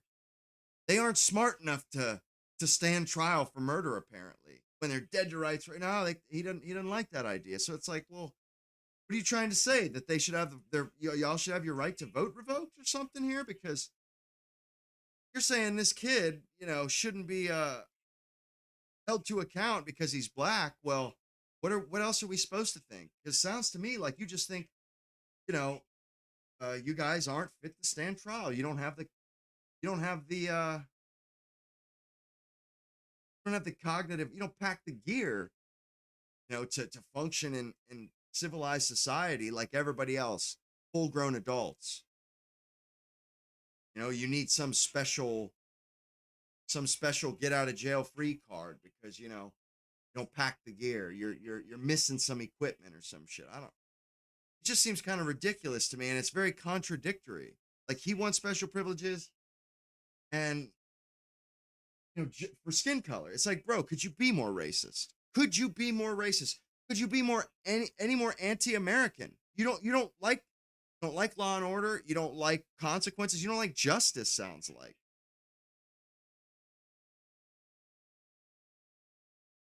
I hate having to live in this, you know, live amongst these people. Just like, because they always want privileges. And it's like, bro, why do you have to be like that? Why can't you just take your licks like everybody else? Why, you know, because anytime when they do this, eventually somebody's going to somebody's going to buckle and they'll give them special privileges. And then we get to watch them get special privileges, not because they're better than us or because they're better people or anything. No, because they're worse people than we are. Because they can't help themselves. They can't control their own bodies. That's what Stephen Smith is saying here. Carmelo Anthony, he reacted in a split second and murdered somebody. And I don't think he should be held to account. I don't think he should suffer the consequences because it was a split second and he made a wrong choice. Well, when something as grave as a 17-year-old his life is extinguished, hey man, that's the whole point. The crime or the punishment has to be like that so that people control themselves in the future, so they control themselves in polite society. Because if they don't control themselves, they need to either be fried or put in solitary confinement for the remainder of their life. As far as I'm concerned, I think people should be protected from murderers. Whether they're in jail or prison or not, makes no difference. Like that discrepancy, not one bit. That's why I mentioned it. Don't like the Trayvon Martin thing. I still remember that from 2012. We all remember. Sanford, Florida, neighborhood watch volunteer George Zimmerman fatally shot. Trayvon Martin, he was 17 years old, who was unarmed and walking home after a confrontation. Zimmerman claimed self-defense, got acquitted of second-degree murder and manslaughter. You think I forgot that? Bro, I did none of not. us did. I'm still sitting here saying to you right now, Carmelo Anthony is different than that. He had a knife that he brought to a track meet. Life wasn't in danger. And he said, put your hands on me and see what happens. A shove ended up into a killing. Yeah, see what happens. I will kill your ass if you touch me again. Dude touched him again and he fucking killed him. Bro, we can't have people like that on the street. Somebody say a wrong word to this asshole or look at him funny and he fucking stabs him? Nah, man. Nah. Which is why you see the polarization that you're witnessing. Because on one hand, you have somebody like a Dr. Umar Johnson, who, by the way, is highly intelligent, by the way, Officer Tatum. I'm not going to call him names and disrespect a man like that. I just don't understand why he's going this route. But you don't even understand it. What he had to say in both of these videos and Officer Tatum's response to both of these Tatum's videos. a fucking retard, too. I want you to see how white supremacy operates behind the scenes. You can't challenge the grand jury, Loon, because you don't even know who they are. Right. So the people who decided this 17-year-old would be charged with murder are complete secrets. And you and I both know they all white. Are you with me? So first, deal with the grand jury. Him being charged with murder was a crime in and of itself. So what do you say about the Let me give you one more. You're moving too fast. Hold on. In Texas, if you're 17, you're automatically tried as an adult. Grand jury had no control over that. Are you with me? Yes. He was 17. He's automatically tried as an adult, but he doesn't automatically have to be indicted with murder. That could have been aggravated, right? Manslaughter. Right. There's a whole list of crimes they could have went with. So you're saying he should have been charged, just not with Time out. I think he went to Ignorant Black Folk University and got his doctorate degree, honorary. He didn't even study to do that. He got an honorary degree from a fake university where dumb black people go. What do you mean? They had a choice. The grand jury don't try to find charges for you. They have a probable cause statement from law enforcement to the prosecution, and they present it to the grand jury. They're presenting murder to the grand jury. And they're giving the elements of a crime that implicates him on murder charges. The grand jury evaluates the evidence and determines, is this prosecutable? Based on what was explained, they don't just pick charges for you when you just say, Carmelo Anthony got into a fight, and they go, let me see what charge we want to do. Liquor law violation. They don't go like that. Umar Johnson would know that because he's a stewhead. Austin fell onto Carmelo's knife trying to attack him because the knife is 3.5 inches. The cut was only 2. Loon, if I'm stabbing you, why am I going halfway with a knife blade that's only 3.5 inches? You fell onto my knife.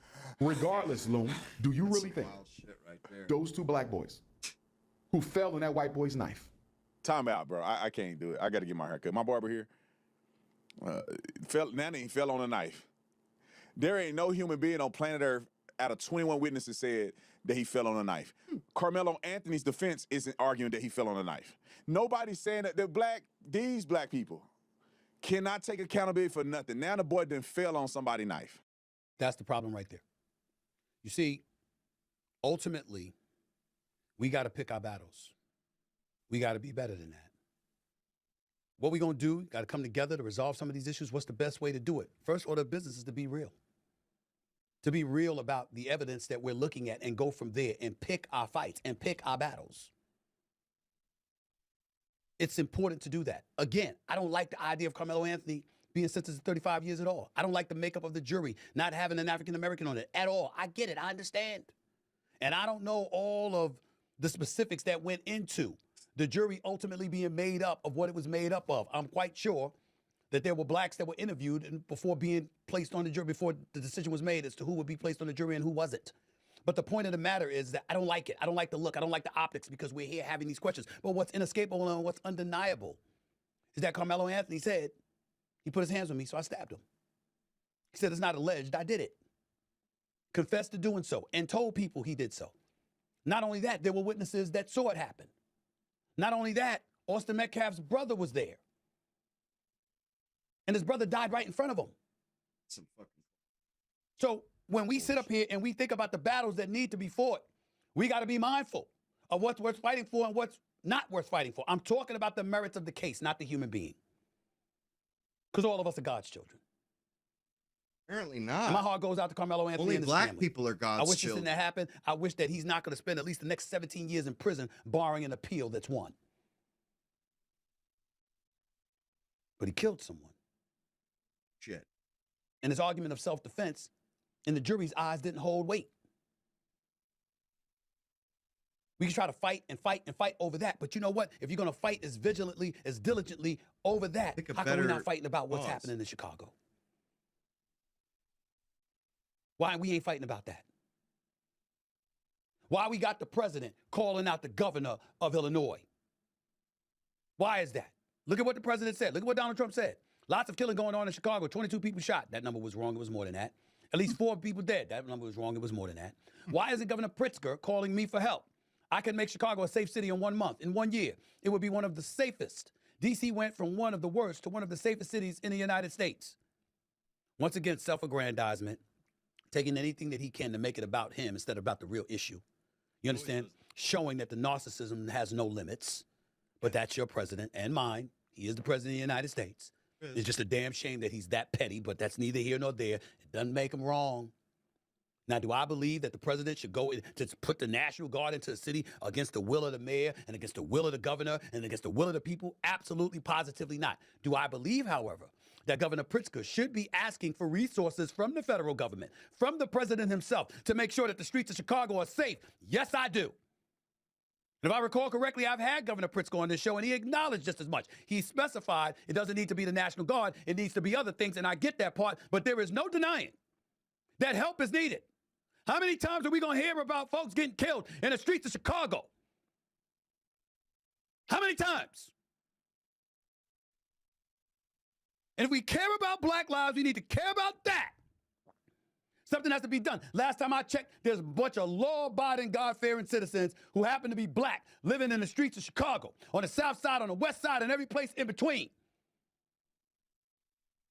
We can't use the word enslavement in an official capacity associated with Juneteenth. But ain't that an element of it? If you in the streets of Chicago, living in one of these neighborhoods, and you're a parent or a grandparent or an aunt or an uncle, an elder statesman, and it's dangerous for you to walk the streets because you don't know whether or not you're going to get shot? Is that not a form of enslavement? Is that a tie? Because you can't come outside half the time because you're too damn scared. I recall seeing black people on national television from Chicago calling for martial law to be invoked, begging for federal assistance. This is before Trump got back in office. This was years ago. What's going to be done about it? What's going to be done about it? And now we're living in a polarized society that we're living in. I'm asking the question. I'm not engaging in condemnation. The criminals, the one who is doing the killings, they're the ones who need to be condemned. I'm not trying to denigrate anybody in the streets of Chicago. God-fearing, law-abiding citizens just trying to make a life for themselves. Every time we turn around, there's something going on in Chicago. Every time. Shithole. And the vast majority of victims happen to be black. When we going to speak about that? Same energy, y'all. Don't lose the intensity. Keep the same intensity. We going to fight and fight. Right? They're all concerned about one black kid that gets sentenced to prison because he murdered somebody. Meanwhile, their own people are just cutting each other down like a fucking Grand Theft Auto or something. You know? And it's like, bro, why do you only get all fucking incensed and animated when white people are involved? That's the only time that they want it. That they want to, you know, raise hell. It's when it gives them a reason to fight with us and to accuse us of shit. But when they can't attack white people, they can't lay shit at white people's feet. They just want to pretend it don't even fucking exist. It doesn't even take place. That's why nobody gives a fuck what they think. They do it to themselves, right? And no, nobody cares, rightfully, because, you know, they don't. They have no principles. Everything is a double standard for them. And fight over a young kid that admitted he killed somebody. And we hear crickets when 39 people get shot and 6 get killed in Chicago on Juneteenth. Have you read some of this stuff? Juneteenth holiday came to a violent end on the South Side with more than 100 shell casings near 95th and Wentworth, where a drive-by shooting left 14 people injured just after 11 p.m. on Friday. The victims were between 17 and 47 years of age, and that was just one location. We're not the You problem. got nothing to say about that?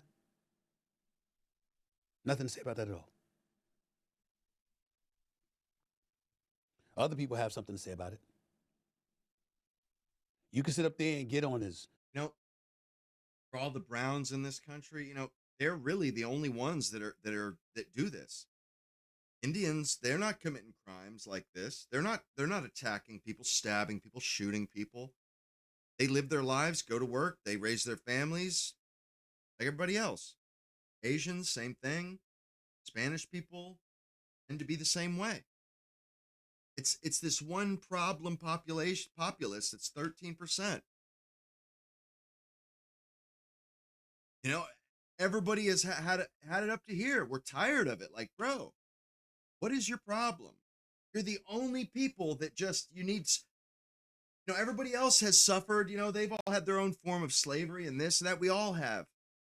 Why are you the only one that's special, that demands special treatment and reparations and this and that? It's like, and that's why they're the laughing stock. They're jester maxing. Nobody listens to them. Nobody cares what they think. They're always the clown. They're the brown clown, Jasmine Crockett, literally brown clown extraordinaire. Stupid. She is something else. They all are. All those politicians they're all. They just don't seem to be all that intelligent. Cory Booker.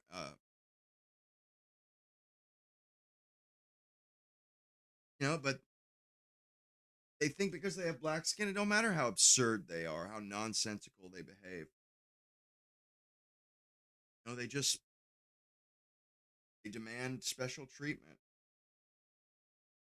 You know, and what's crazy is, you know, the other minorities, they have more of a right to ask for special treatment. At least they're not out butchering people. They're not out stealing, you know, preying and predating on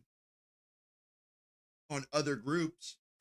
You know, and we're not the only ones. You know, everybody's had enough of their shit. Everybody's tired of getting bullied by their kids in school. People are had enough of it. You know, and the more they push, they just get more hands off. People get more hands off as time goes. And then they get all butthurt like, what? Where is everybody? Why do we live in food deserts? There's no grocery stores here. Well, there were grocery stores there. You chased them out. You robbed them blind. You know, you looted them when the power went out. It's incredible. Looted your own neighborhood stores. And you know, they don't give a damn if the owner of a building is black or the owner of. I remember the LA riots. I was watching them one time, you know, a while back from the 60s. And people, black businesses, they put sign out in front of their house. Man, them people, they didn't give a shit if it was black or white who owned it. They just wanted to steal everything. They just wanted to steal it, burn it down, move to the next one. And they wonder why people don't really have a whole lot of. The only way they can get respect is at the barrel of a gun, basically. You know, they have to behave like Carmelo to get any sort of respect. You know, and that's they've made their bed. Get to lay in it. I mean, that's your fucking pigsty. That's just the way you like it. Delivery, his presentation, his vocabulary. You can say whatever the hell you want to say. How about this cat, Charleston White? Another I want 30 y'all to minutes, listen. He's going to go live. To this brother. You understand? He's not everybody's cup of tea now. You ain't going to see him on network television now. You ain't going to see that. But I want you to listen. Don't pay attention to the presentation. Pay attention to the substance. He's not a dumbass. To the substance of his words. He knows how to get. And exactly what he is saying. Just listen. Listen to this. You know, we obviously blame the rapper, but we ignore who's behind the rapper. And Nobody.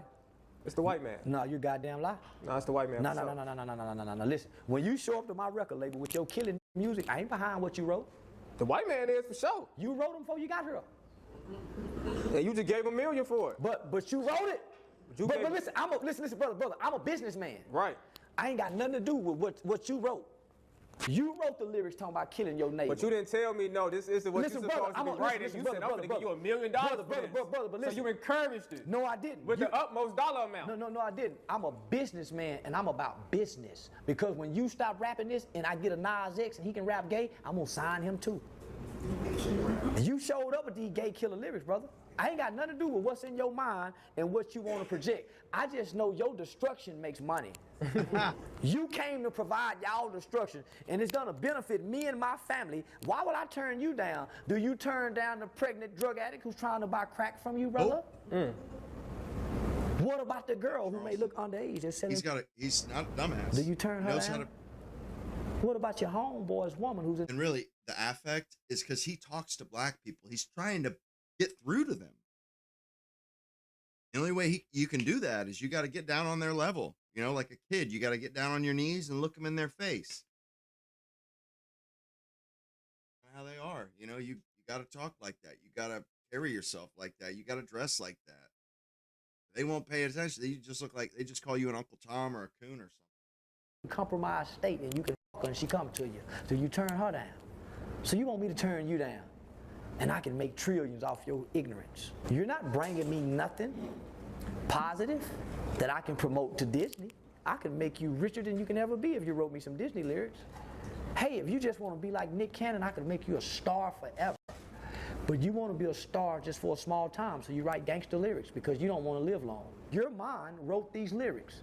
All of that hate that you're professing, I didn't whisper that in your ear. I didn't pick your mother and your father when they made it, and your dad left your mom, you know, to go to chill. I didn't have nothing to do with that guy. Why are you blaming me as a white man? I got a record label, brother. We just want to sell records to your people. And if we don't have these records to sell to your people, how will your people make music? Your people don't have record labels. How will they make music if it wasn't for us? You know, there's a whole bunch of people expressing that sentiment.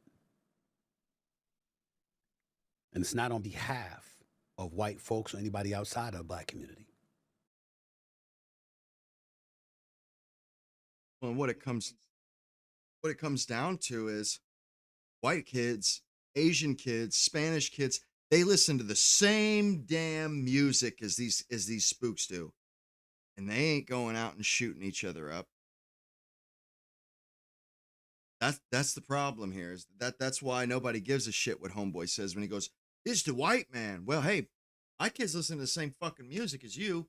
thanks to you, fucking moron. But they don't go and shoot each other later.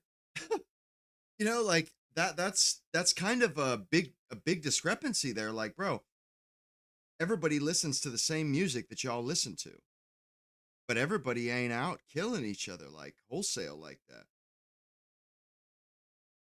You know, it's like it's only with this 13% of the country that does this. I think it has something to do with how they're raised, with what their childhood is like. And I don't think they, they even really get a chance. You know, their parents turn them into monsters. You know, they're totally maladjusted, um, immature. They're like little kids, you know, like small. You ever see the little kids when they're like trying to steal something from a store and they lock the doors, and then kid's like 2 or 3 feet tall, and then he starts doing what his mom does whenever somebody tries to tell her to do something, and she just, you better open it, bitch. You better open, and they just start getting real belligerent and start talking. They just start cussing a lot. And then they finally realize, oh, wait a second. Yeah, this doesn't do anything. I can huff and puff all I want, but the brick house isn't going to blow down. Now, you know something? I think that's a tragedy, and I pity those kids. I think it's awful because they never even had a chance. Never even had a chance. But what can lead a horse to water? That these people they reject any sort of help. Any kid that tries to improve his lot in life and do good in school. Why you acting white, man? Why you talk white? What can you do to a culture? How can you help a community like that? It's like all you can really do is just kind of leave them alone, man. Just get away from them so you don't get caught up in their bullshit. Is being expressed by black people who are disgusted with us picking the wrong battles to fight, facilitating and initiating our own demise.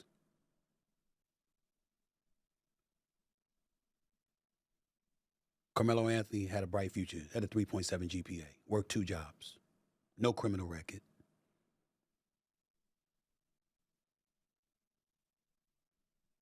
Of course, you wish that there was some leniency.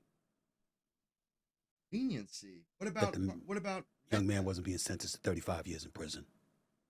Yeah, well, it's a long way to 35 years.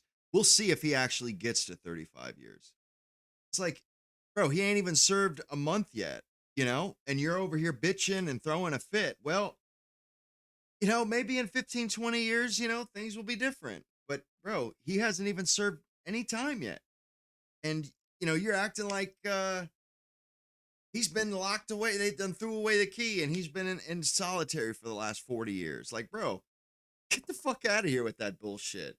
You feel sorry for the kid? Nothing has even happened to him. He hasn't even served any time. And you're over here crying, boo-hooing for him and shit. What the fuck, man? How would you feel if somebody killed your kid and then just fucking, everybody says, oh, he did, who cares? He should get some leeway, this and that. It's like, bro, they only feel this way when it's the black kid going to jail. He would not be talking like this if it was the black kid who got stabbed. It's just nothing but double standards. All they give a shit is about themselves. They don't care about what's fair. They don't care about other people, like the fact that kid is dead. And those parents, they're not even smart enough to realize that they are just as responsible as Carmelo Anthony is for that kid's death. They put their son in jail. They put their son in a position to do some stupid shit like that. And then they have the balls to pretend like it's the jury railroading the kid or something. It's like, no, it's you being an absolute piece of shit parent. That's why your kid is in fucking prison now. Because you're a piece of shit. And you know, I don't like this shit either. Not one of you guys in the chat likes that this things are this way. I don't like that they're like this. I don't like having to treat them this way. I would rather if they were just like everybody else. I hate it. We all hate it. None of us wanted to go to school with these people and deal with this bullshit, deal with their fucking their their low IQ, and they make dumb decisions. And they get all pissed off at themselves, and you know, they throw these big, they get they exaggerate and you know, make scenes and get all pissed off. It's because they make poor decisions, and so that they throw these big tantrums to cover the fact that they're not, they, you know, they didn't understand what was going on. You know, Carmelo Anthony, who the hell knows what that kid was thinking when he did it? He might have, you know, just thought he wasn't going to kill him. You know, and honestly, he didn't think he killed him. The cop was, he said to the cop after they cuffed him, he's like, you know, is he all right? Bro, you stuck a knife deep in the kid's heart. How are you even asking that, bro? But it's like, they have trouble functioning. They genuinely, and the ones that are average, they don't have trouble functioning. They do just fine. They get along. They have they have families. They have jobs. They get along just fine. But when you got these ones like Carmelo Anthony and his parents, you know, they live in squalor, not all that bright, you know, and our government and our society gives them a leg up at every turn, you know. They have shit credit that if I had, you know, no bank would lend me a fucking dime. But because they're coloreds, they're constantly given enough rope to hang themselves with. That, see, you know, get my point here is all this shit, that all these privileges and stuff, it's not a service. You're not doing them a service. You're treating them like children, so they never learn the lesson. They never do better. They never are held to a standard where they have to do better. It's like, it doesn't matter how well they do or how poorly they do. It doesn't matter. They get by. They get the same conclusion. You know, like with these kids that they send to Harvard, these colored kids, these kids would do just fine at a Florida, you know, University of Florida. They would do fine there. And actually, that's where they belong. Because Harvard is for the elite. It is for the people that are high IQ and that can perform at an extremely difficult, extremely high level. They set these poor guys up for failure. They stick them in some, you know, insanely elite college that they have no chance of completing, when they would have done great.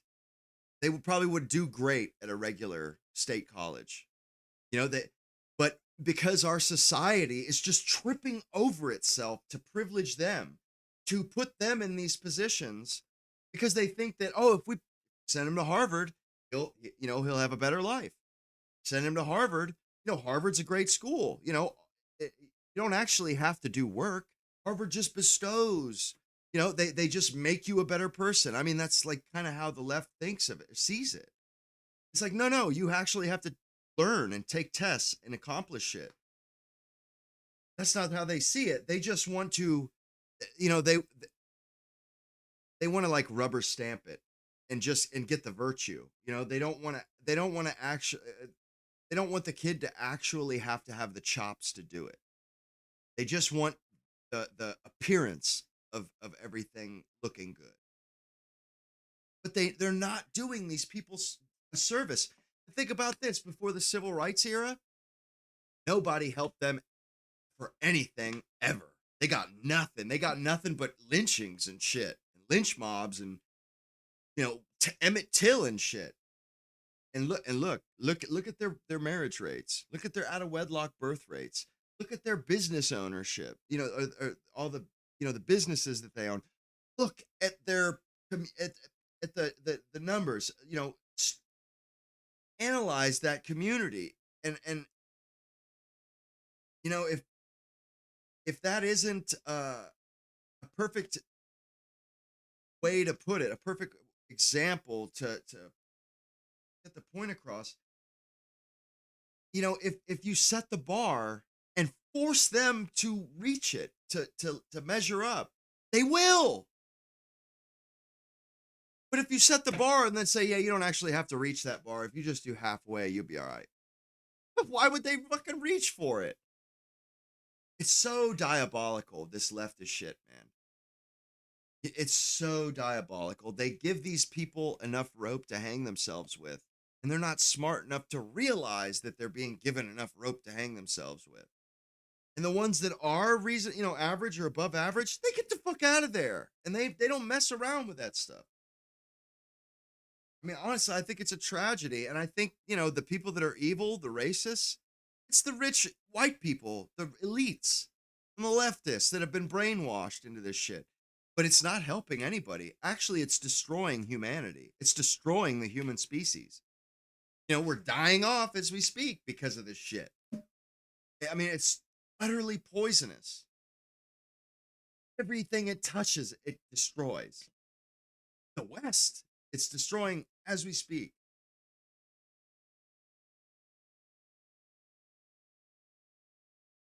How we extrapolated Social Security and welfare programs to all this shit and this monstrosity, this toxic, poisonous, murderous ideology, it's beyond me. It's beyond me, man. And that's kind of where it goes wrong, is a lot of people, they do just want, a safety net, as it were. That's not how this shit goes. It's never a safety net. It's always it turns out it's a weapon. Always. It always ends up being a weapon that's used against us. Whether it be the USSR or fucking Somalians in Minnesota, it's always a weapon wielded against us. A cudgel, a billet, a sap, a baton, you wield it against us. And it's just, that's why I would kind of just prefer, just leave me the fuck alone.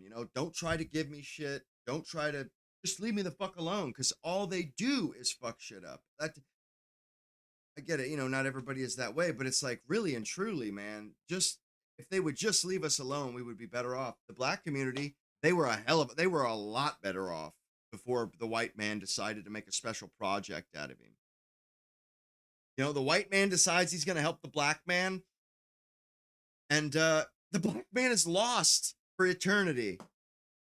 He's lost. He can't be saved. He can't be, all because the white guy felt guilty about his money or whatever.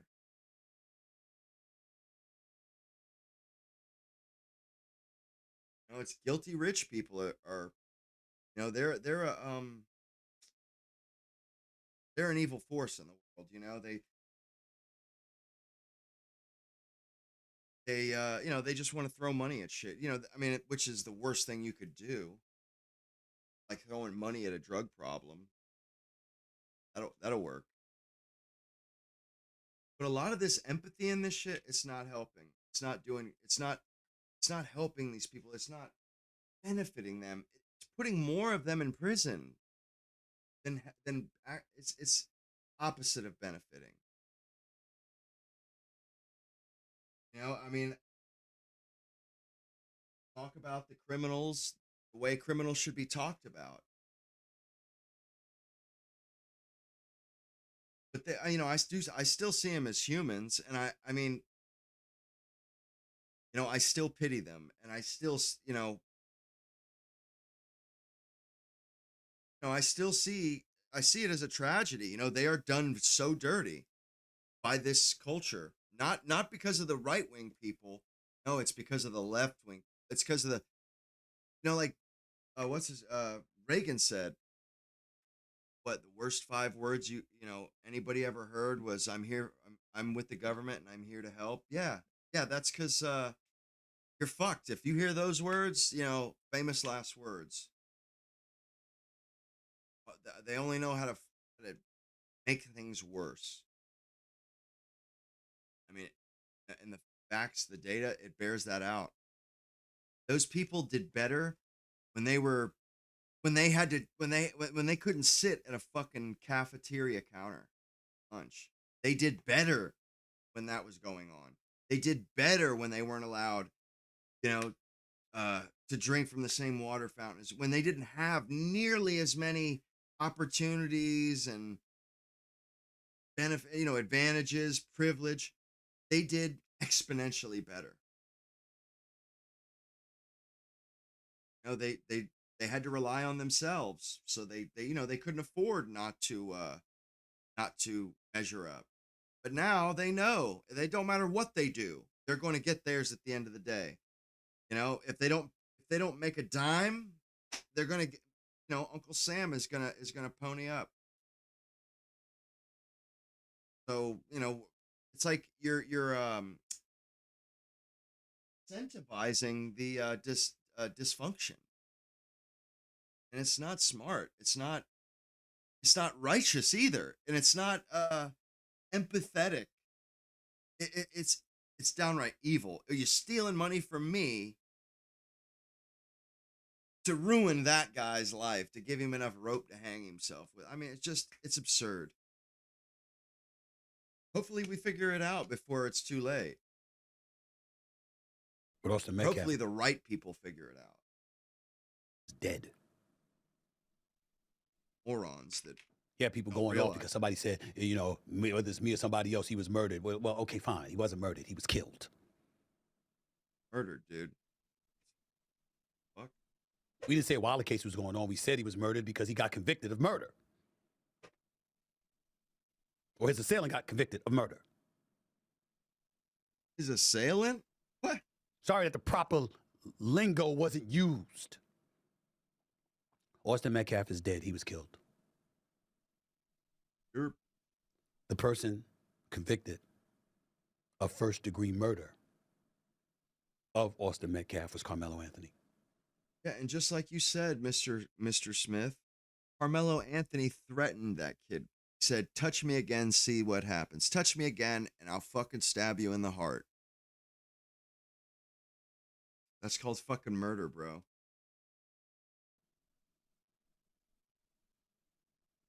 And folks are in an uproar because that life has been drastically altered forever. Hey, he made his bed, man. One may have nothing to do with the other in some people's eyes. But to a lot of cynics and skeptics out there who are always looking like for a reason, a nugget of proof to look at the black community and get on us for not having our eyes and our energy where it needs to be, they're going to point to Juneteenth in Chicago. No shit. And they're going to say, they said nothing about that. You know what else they're going to accuse us of? They're going to accuse us of only caring about black lives being lost when it comes at the hands of somebody outside the black community. Yep. They don't give a fuck about black people dying. It's only when they can bitch at us. What happens when that narrative is fed into and it's allowed to foment and grow? All of a sudden, it hits the legal system. Even more so. And there's an additional mark against us. Bring it on yourselves. We don't want to do it. You do it to yourself. For focusing a lot less on what we should be focused on. Yeah. You know, and the reason why they do that is because if they focus on what they're doing, they're going to have to fix something. They got to do something. They got to fix it. They got to change. But when it's when they can bitch at us, when it has something to do with white people, they can just tell us that we got to fix it. It's not on them to fix it. They could pretend as though, you know, there's nothing they can do. Only we can fix it. And it's total bullshit.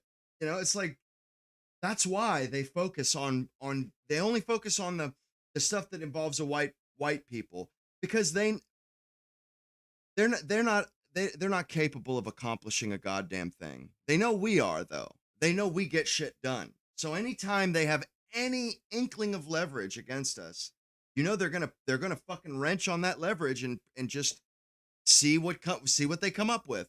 See what the white people will pull out of their hat. You know, maybe who knows what goodies they're gonna pull out. Maybe it'll be cash, new neighborhood, new house, who knows? That's the way they see it, is, they're too fucking lazy to point out problems that they themselves are the only ones that can fix. They don't want to fix problems. They just want to extract more wealth. They want to extract more, just more, give us more. No, honestly, we don't have money like that anymore. It's like, you can't get blood from a stone, asshole. Can't get blood from a stone, asshole. You're the one that's been voting all these crooks and criminals into the fucking, you've been voting the same people into office for decades, and they just make a hash of everything. Now nobody has any fucking money. Except the boomers, anyhow, and that's going to get taxed. They're going to take that shit in a heartbeat. By the time the boomers die, there'll be some kind of a death tax or something, so nobody's going to inherit a dime. That shit's going to go straight to Uncle Sam, straight to BlackRock, Vanguard, State Street. My heart goes out to Carmelo Anthony. I don't like the thought of the brother being in jail for at least the next 17 years. Yeah, nobody does, but that's what happens when but you I like murder even less somebody. the fact that Austin Metcalf is never coming home. Yep. As is the case with 6 people that were killed on Juneteenth in the streets of Southside Chicago. No, we don't like and this. Another 39 in. I don't like this. I want nothing more than these people to just be upstanding American citizens. It would be such a great thing. It would be so great to be able to have a share camaraderie, some camaraderie with them, and to see them as a teammate and a countryman, to be able to trust them, to be able to interact with them without having to worry. It would be nice to be able to, and I've had a few friends, that were they were mighty white. They like talking to my little brother about one of his friends years ago. His name was Khalif, and he had a twin brother named Kai. And they were just the coolest guys ever. And they sounded like, "What's up, dude?" I mean, they not making that's just the way they talked. But their mom was a police officer, and their dad was like, just an old salt of the earth hard ass like my dad. You know what I mean? Like strict as all get out. And I believe they were Muslims too. Yeah, their parents were from Harlem and shit. But like they were good people. And they spoke well. Like they weren't stupid. And they were great. They weren't thieves.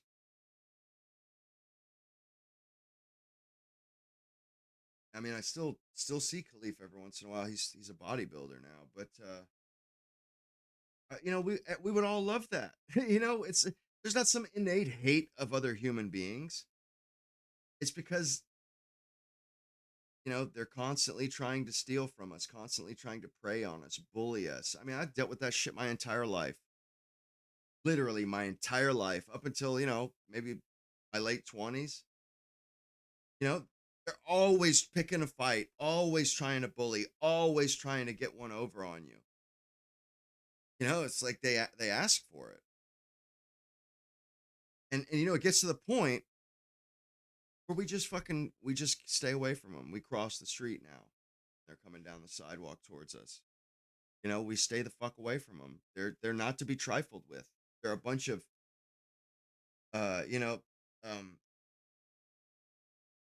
bunch of wild animals, immature,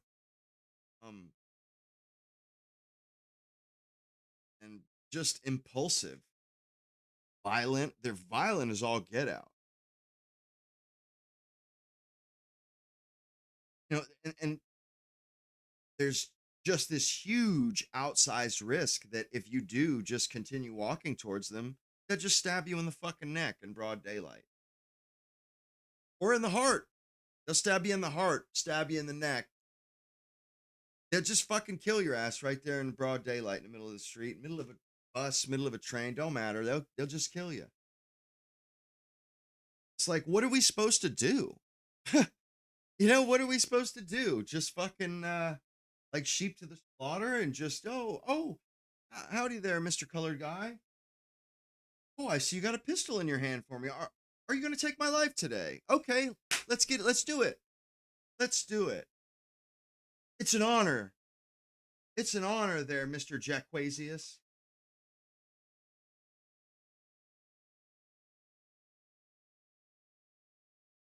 You know, they've earned their enmity. It's like you can only endure being attacked like that for so long before you just start treating them like an enemy, which is how most straight white men treat them, because that's how they behave, as though they're like an enemy. And you're just, you know, you're prey for the predator, more or less. You know, you got to act accordingly. I'm not happy about it. It fucking sucks, bro. I wish I didn't have to live in the same country as they do. It would be different, though, if they knew how to behave themselves and treat people with dignity and fucking behave with dignity and self-respect and integrity. They don't even know what those words mean. If we're going to talk about it, let's talk about it. That's all I'm trying to say. In fact, it is one of the things we'll be talking about later on this week. Because as has been the case on a weekly basis over the last couple of weeks, I told you as a registered independent, I wanted to get voices from the black community, not just from the black community, but primarily from the black community, on both the right and the left side of the aisle, to come together and debate the issues that are really pertinent to us as American citizens and as black people in the United States of America. They won't be the only ones. I'll bring on white folks. I'll bring on Hispanic folks. I'll bring on stuff. As long as you're on the left and the right and you got something to debate, I'm welcoming you to the table to have a discussion so all of us can be enlightened. And no question, when I had Theron Johnson out of Atlanta and the one and only Anton Daniels out of Detroit debating just a few hours ago, one of the things that I asked him was about the whole Carmelo Anthony situation, about how the black community is being perceived, etc. There's a lot of things we talked about. There's a lot of things you're going to see. But not to be specific, but just to give you a taste of the flavor that you're going to see posted on my YouTube channel in just a couple of days. Here's a look at Anton Daniels and Theron Johnson.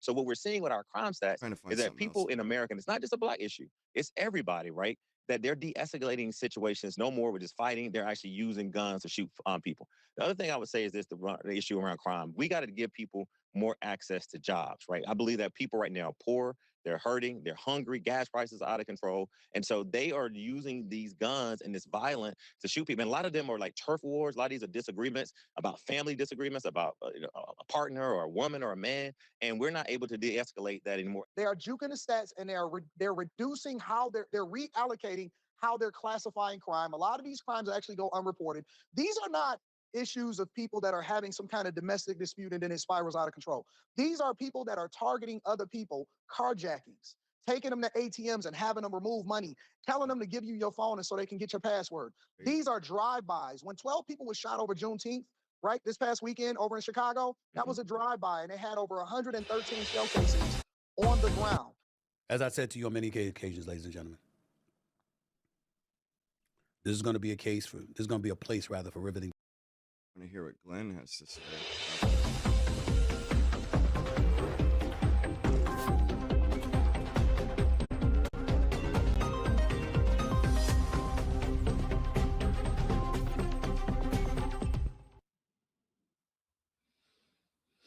Good evening, everybody. Welcome to the Thursday night Q&A, and because that's what it's called, here we are on Thursday night, gathered at 7 o'clock p.m., which is the normal time, really 7:10, just to give us a little bit of leeway, give you a little bit of leeway.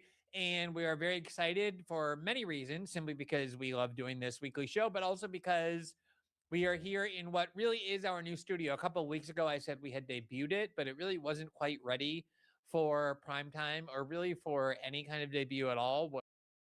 Regardless, even at like 3 in the morning, it wasn't ready for that kind of a debut. And Johnny, at a time when the attacks on him were that he was anti-Semitic and was going to endanger New York Jews, there was Brad Lander, known to New York City voters, Democratic Jewish voters, assuring them that that was untrue. That became really important in Mondani's ability to defeat Andrew Cuomo. And so Mondani can run against Dan Goldman. Brad Lander has become, I don't know how sincere it is, but certainly he's become a more aggressive. I forgot about that Elise Stefanik tweet. Let me read it real quick. Sentences. Gotham has fallen. The mass exodus out of New York will continue apace. I call it the blue exodus. Last night's sweep of Marxist socialist candidates will further destroy New York City. The viral and anti-Semitism in the socialist campaigns is dangerous, not only to Jews, but to every American, because they are attacking the West. If they continue to win, the American dream and Western civilization will fail. Wake up. Excuse me, but how can the West attack itself? The people that she's literally talking about are the West. They are the West. The West is not fucking buildings. It's people. And excuse me, but New York is the West. Those people are by definition the West. And you're saying they're destroying the West, are they? Really? Oh, really? Because the West so happens to live within them. It's just total propaganda, man. You know, and it's like they don't even want to give people an opportunity to try something different. You know, they just want to demonize it immediately. You know what I mean? Like, they won't even give the guy a fucking chance, man. And you know, it's like, because, you know why they won't give him a chance? They are afraid that he will succeed. They are fucking scared because people like the guy. Because he cares. They're fucking scared that they're going to lose control of the system. That's a fact, man. And how he sent out his, you know, his people, you know, the people that he chose. Bro, they are fucking scared, man. Why do you think Elise Stefanik is coming out here talking like? I thought my camera wasn't on, but they're coming out talking about it like because he's succeeding, they're freaking out. It's not because shit's falling apart. If shit was falling apart, they would be cheering it on. They'd be like, "Look, see, we told you." But that's not what's happening. So they have to come at it from a different angle. They're Jew haters. They're anti-Semites. They're anti-Western. Maybe they're just anti-slavery, anti-fucking elite slavery. You know, like they identify with people, citizens, more than they fucking identify with the CIA and bureaucracy. That's what bothers them. It pisses them off because they don't do a fucking thing for us, and he might do something for us, and they can't abide that. They cannot abide that. They it's like they refuse to suffer that. We're not going to suffer you. Those are our bitches. Those are our slaves. How dare you? How dare you give them shit? I mean, that's how they are responding to it. It's like the nerve of Mom Donnie. Those are our fucking slaves. Those are our peons. Those are our serfs. Who does he think he is?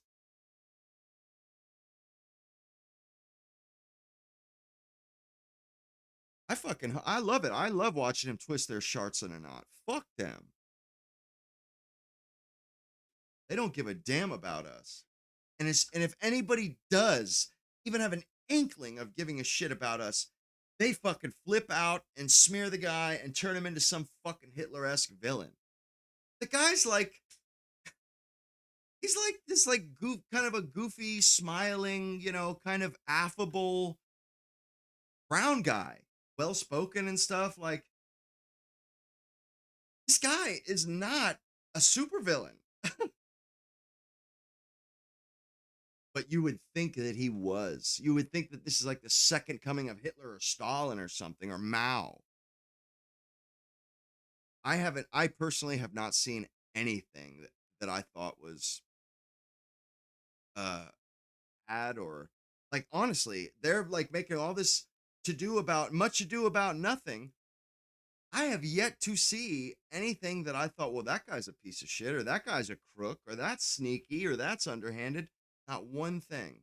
Not one thing. I've yet to see the shit that they keep accusing him of and keep talking about, all this dastardly shit that he's capable of and that he's done. Well, where? I don't see it. I just see him, saying he's going to arrest Netanyahu, a fucking obvious mass murdering criminal. He said he could arrest the guy. So did Britain, or so did a bunch of other places. But, I mean, they're good at that, though. They'll take something that that's like adjacent to something that's bad. He's talking about Netanyahu being a criminal, a crook. Well, he's a Jew. He's the leader of Israel. So, hey, he must be a Jew hater. He must be Hitler.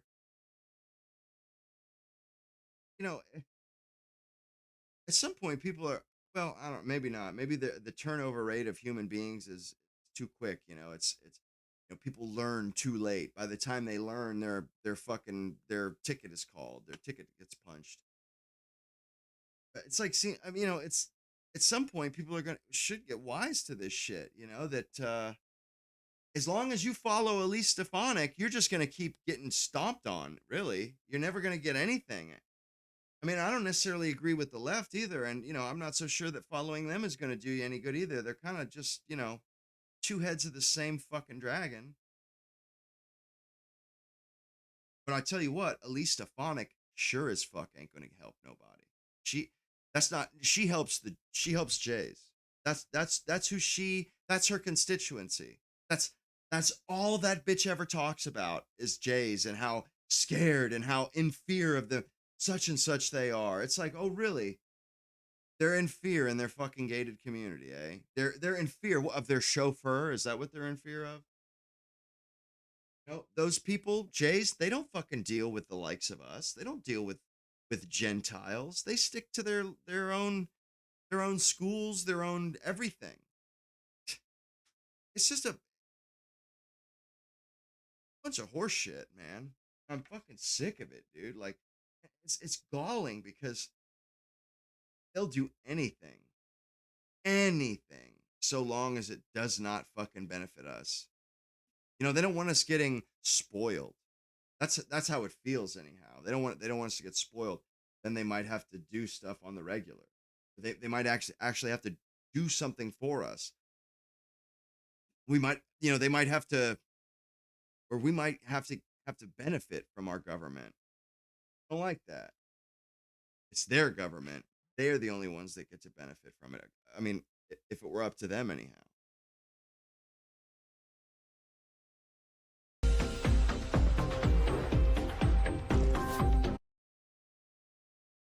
Israel critic, certainly than Dan Goldman is, and he destroyed Dan Goldman by 30 points. In fact, I think the last time an incumbent in Congress lost a primary by 30 points, you have to go all the way back to Liz Cheney, who got destroyed in her Wyoming primary, largely because she had made herself an enemy of Donald Trump.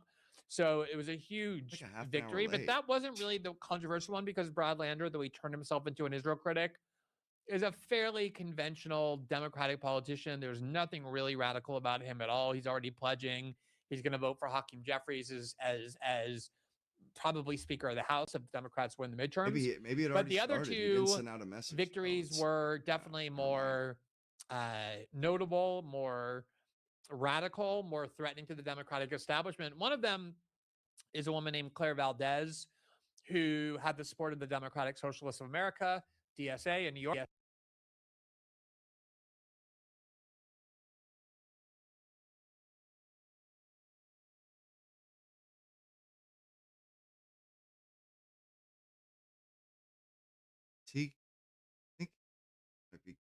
Okay, yeah, his mic's not working. That's progressive. He had the support. He's black, I believe he's Dominican. He was the Brooklyn borough president, young, kind of hip, dynamic, at least from the Democratic Party perspective, sort of politician, up and coming. I think he's in his late 30s, early 40s. Good looking guy, like just a very kind of sleek politician, not at all, like a kind of obvious Democratic old. He's not Chuck Schumer, either in an appearance or style or ideologically, but he is not particularly uh, aligned with the real left of Brooklyn when it comes to Israel or even when it comes to other issues. He's certainly not a hardcore Israel defender, but he's just somebody who seemed a little bit too safe and cautious and establishment. And he had the support of the longtime outgoing congresswoman who had occupied that district for decades, Nadia Velasquez, who was very popular among the left. And she handpicked him as her successor. But Mandani didn't really like him, even though he did support Mandani. He wanted somebody more aligned with the DSA, much more hardcore on democratic socialism, on Israel. And so he endorsed Claire Valdez, angering a lot of people in New York City among the Democratic establishment, including Velasquez and her supporters. And Claire Valdez won by a pretty significant margin as well. So that was a pretty aggressive strike against Democratic New York establishment politics. But the biggest earthquake by far was Mandani's targeting of an incumbent congressman who's the chairman of the Latino Congressional Caucus. These are, they have these caucuses and the chairs are just kind of like very powerful people, very protected as incumbents, have a lot of resources, a lot of money. And there he picked a woman who had never held elected office before, Darlisa Chevalier. And I would say she's significantly more radical even than even Claire Valdez. She was a community organizer, PhD student. But she has a history of a lot of very hard left statements. She had actually posted "fuck Kamala Harris" at one point, which is not exactly a common sentiment among people who are seeking the Democratic Party nomination in 2026, just 2 years after Kamala was the nominee.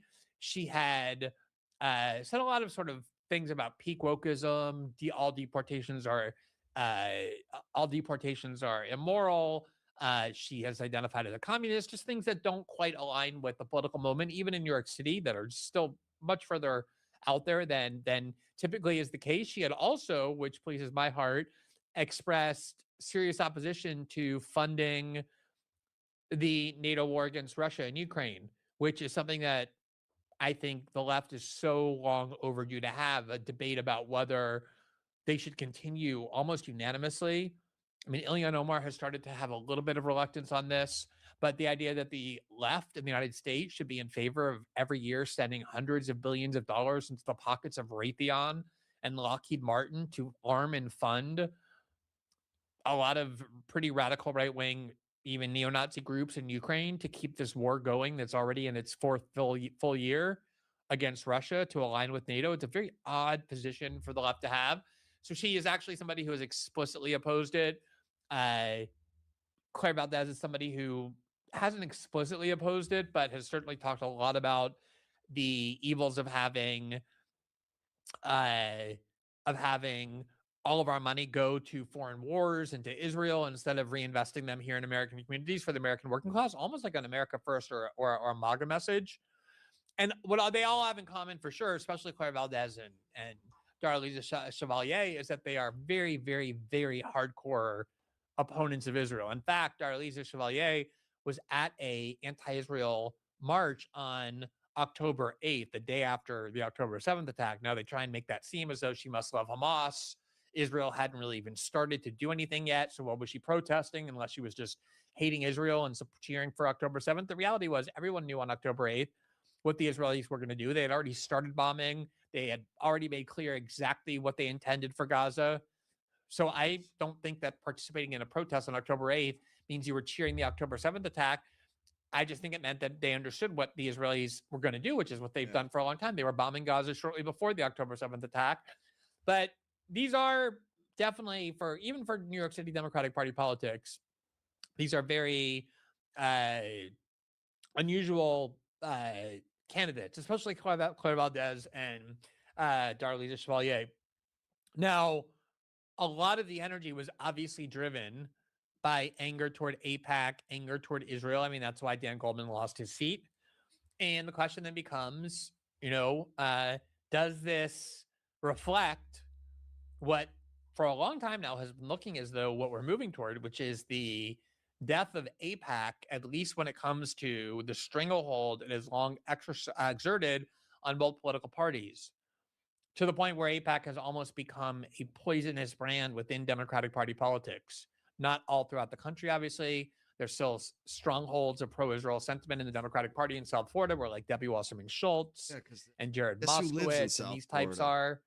And, you can find a couple other places as well. But by and large, clearly, AIPAC and the cause of Israel are becoming radioactive within Democratic Party politics. And the fact that someone like Zohran Mamdani, who calls what Israel did as a genocide, who had threatened to arrest Benjamin Netanyahu if he comes to New York City, someone who's really far out there rhetorically on Israel, now has candidates that he helped bring to Congress. And they're obviously going to Congress. There's no real Republican opposition, if there's any, is something that's very alarming to people who are aligned with AIPAC or who otherwise want to maintain pro-Israel sentiment within the Democratic Party. And just to underscore that case, already there's a couple of races that seem to be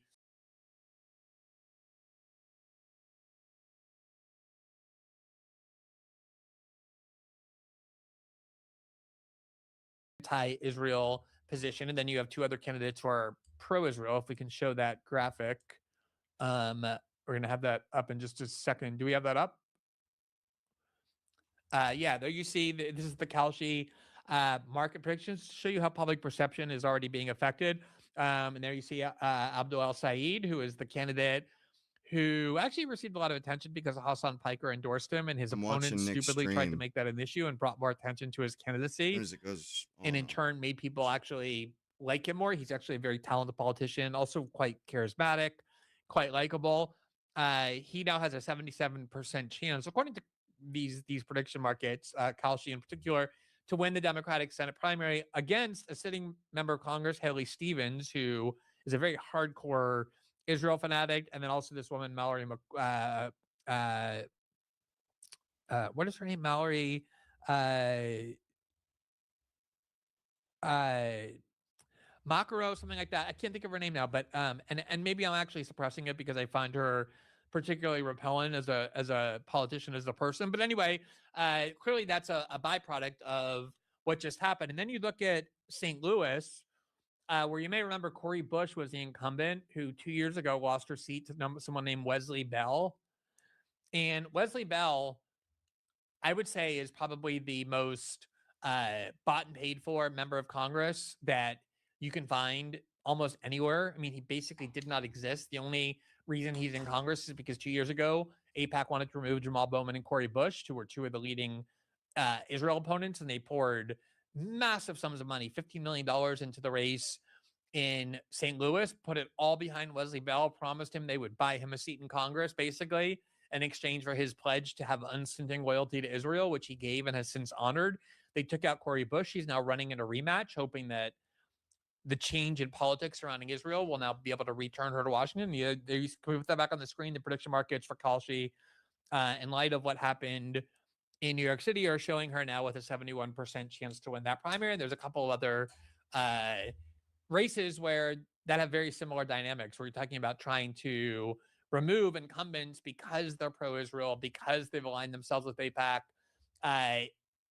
And now at least the public perception is that after what happened in New York City, this does signify political trends that extend beyond New York City. Now, obviously, I'm somebody who has been hoping for exactly this sort of thing, this radical change in public perception for 20 years at least, when it comes not just to Israel, but especially to the dominance of American politics by people whose loyalties are to Israel. I've been writing about it forever. I've been talking about it forever. I've thought Israel was just as heinous and horrific as most people have come to see them as being. And I definitely find this to be, it's the kind of thing that you hope for in politics, but a lot of times what you hope for in politics seems unattainable. And it's not all that often when suddenly a tipping point is reached and everything kind of collapses in the direction in which you. I think I'm gonna start a new stream. For so there's separate streams because yeah, sure he'll be live in a few minutes, and I just can gush just stop and then start a new one.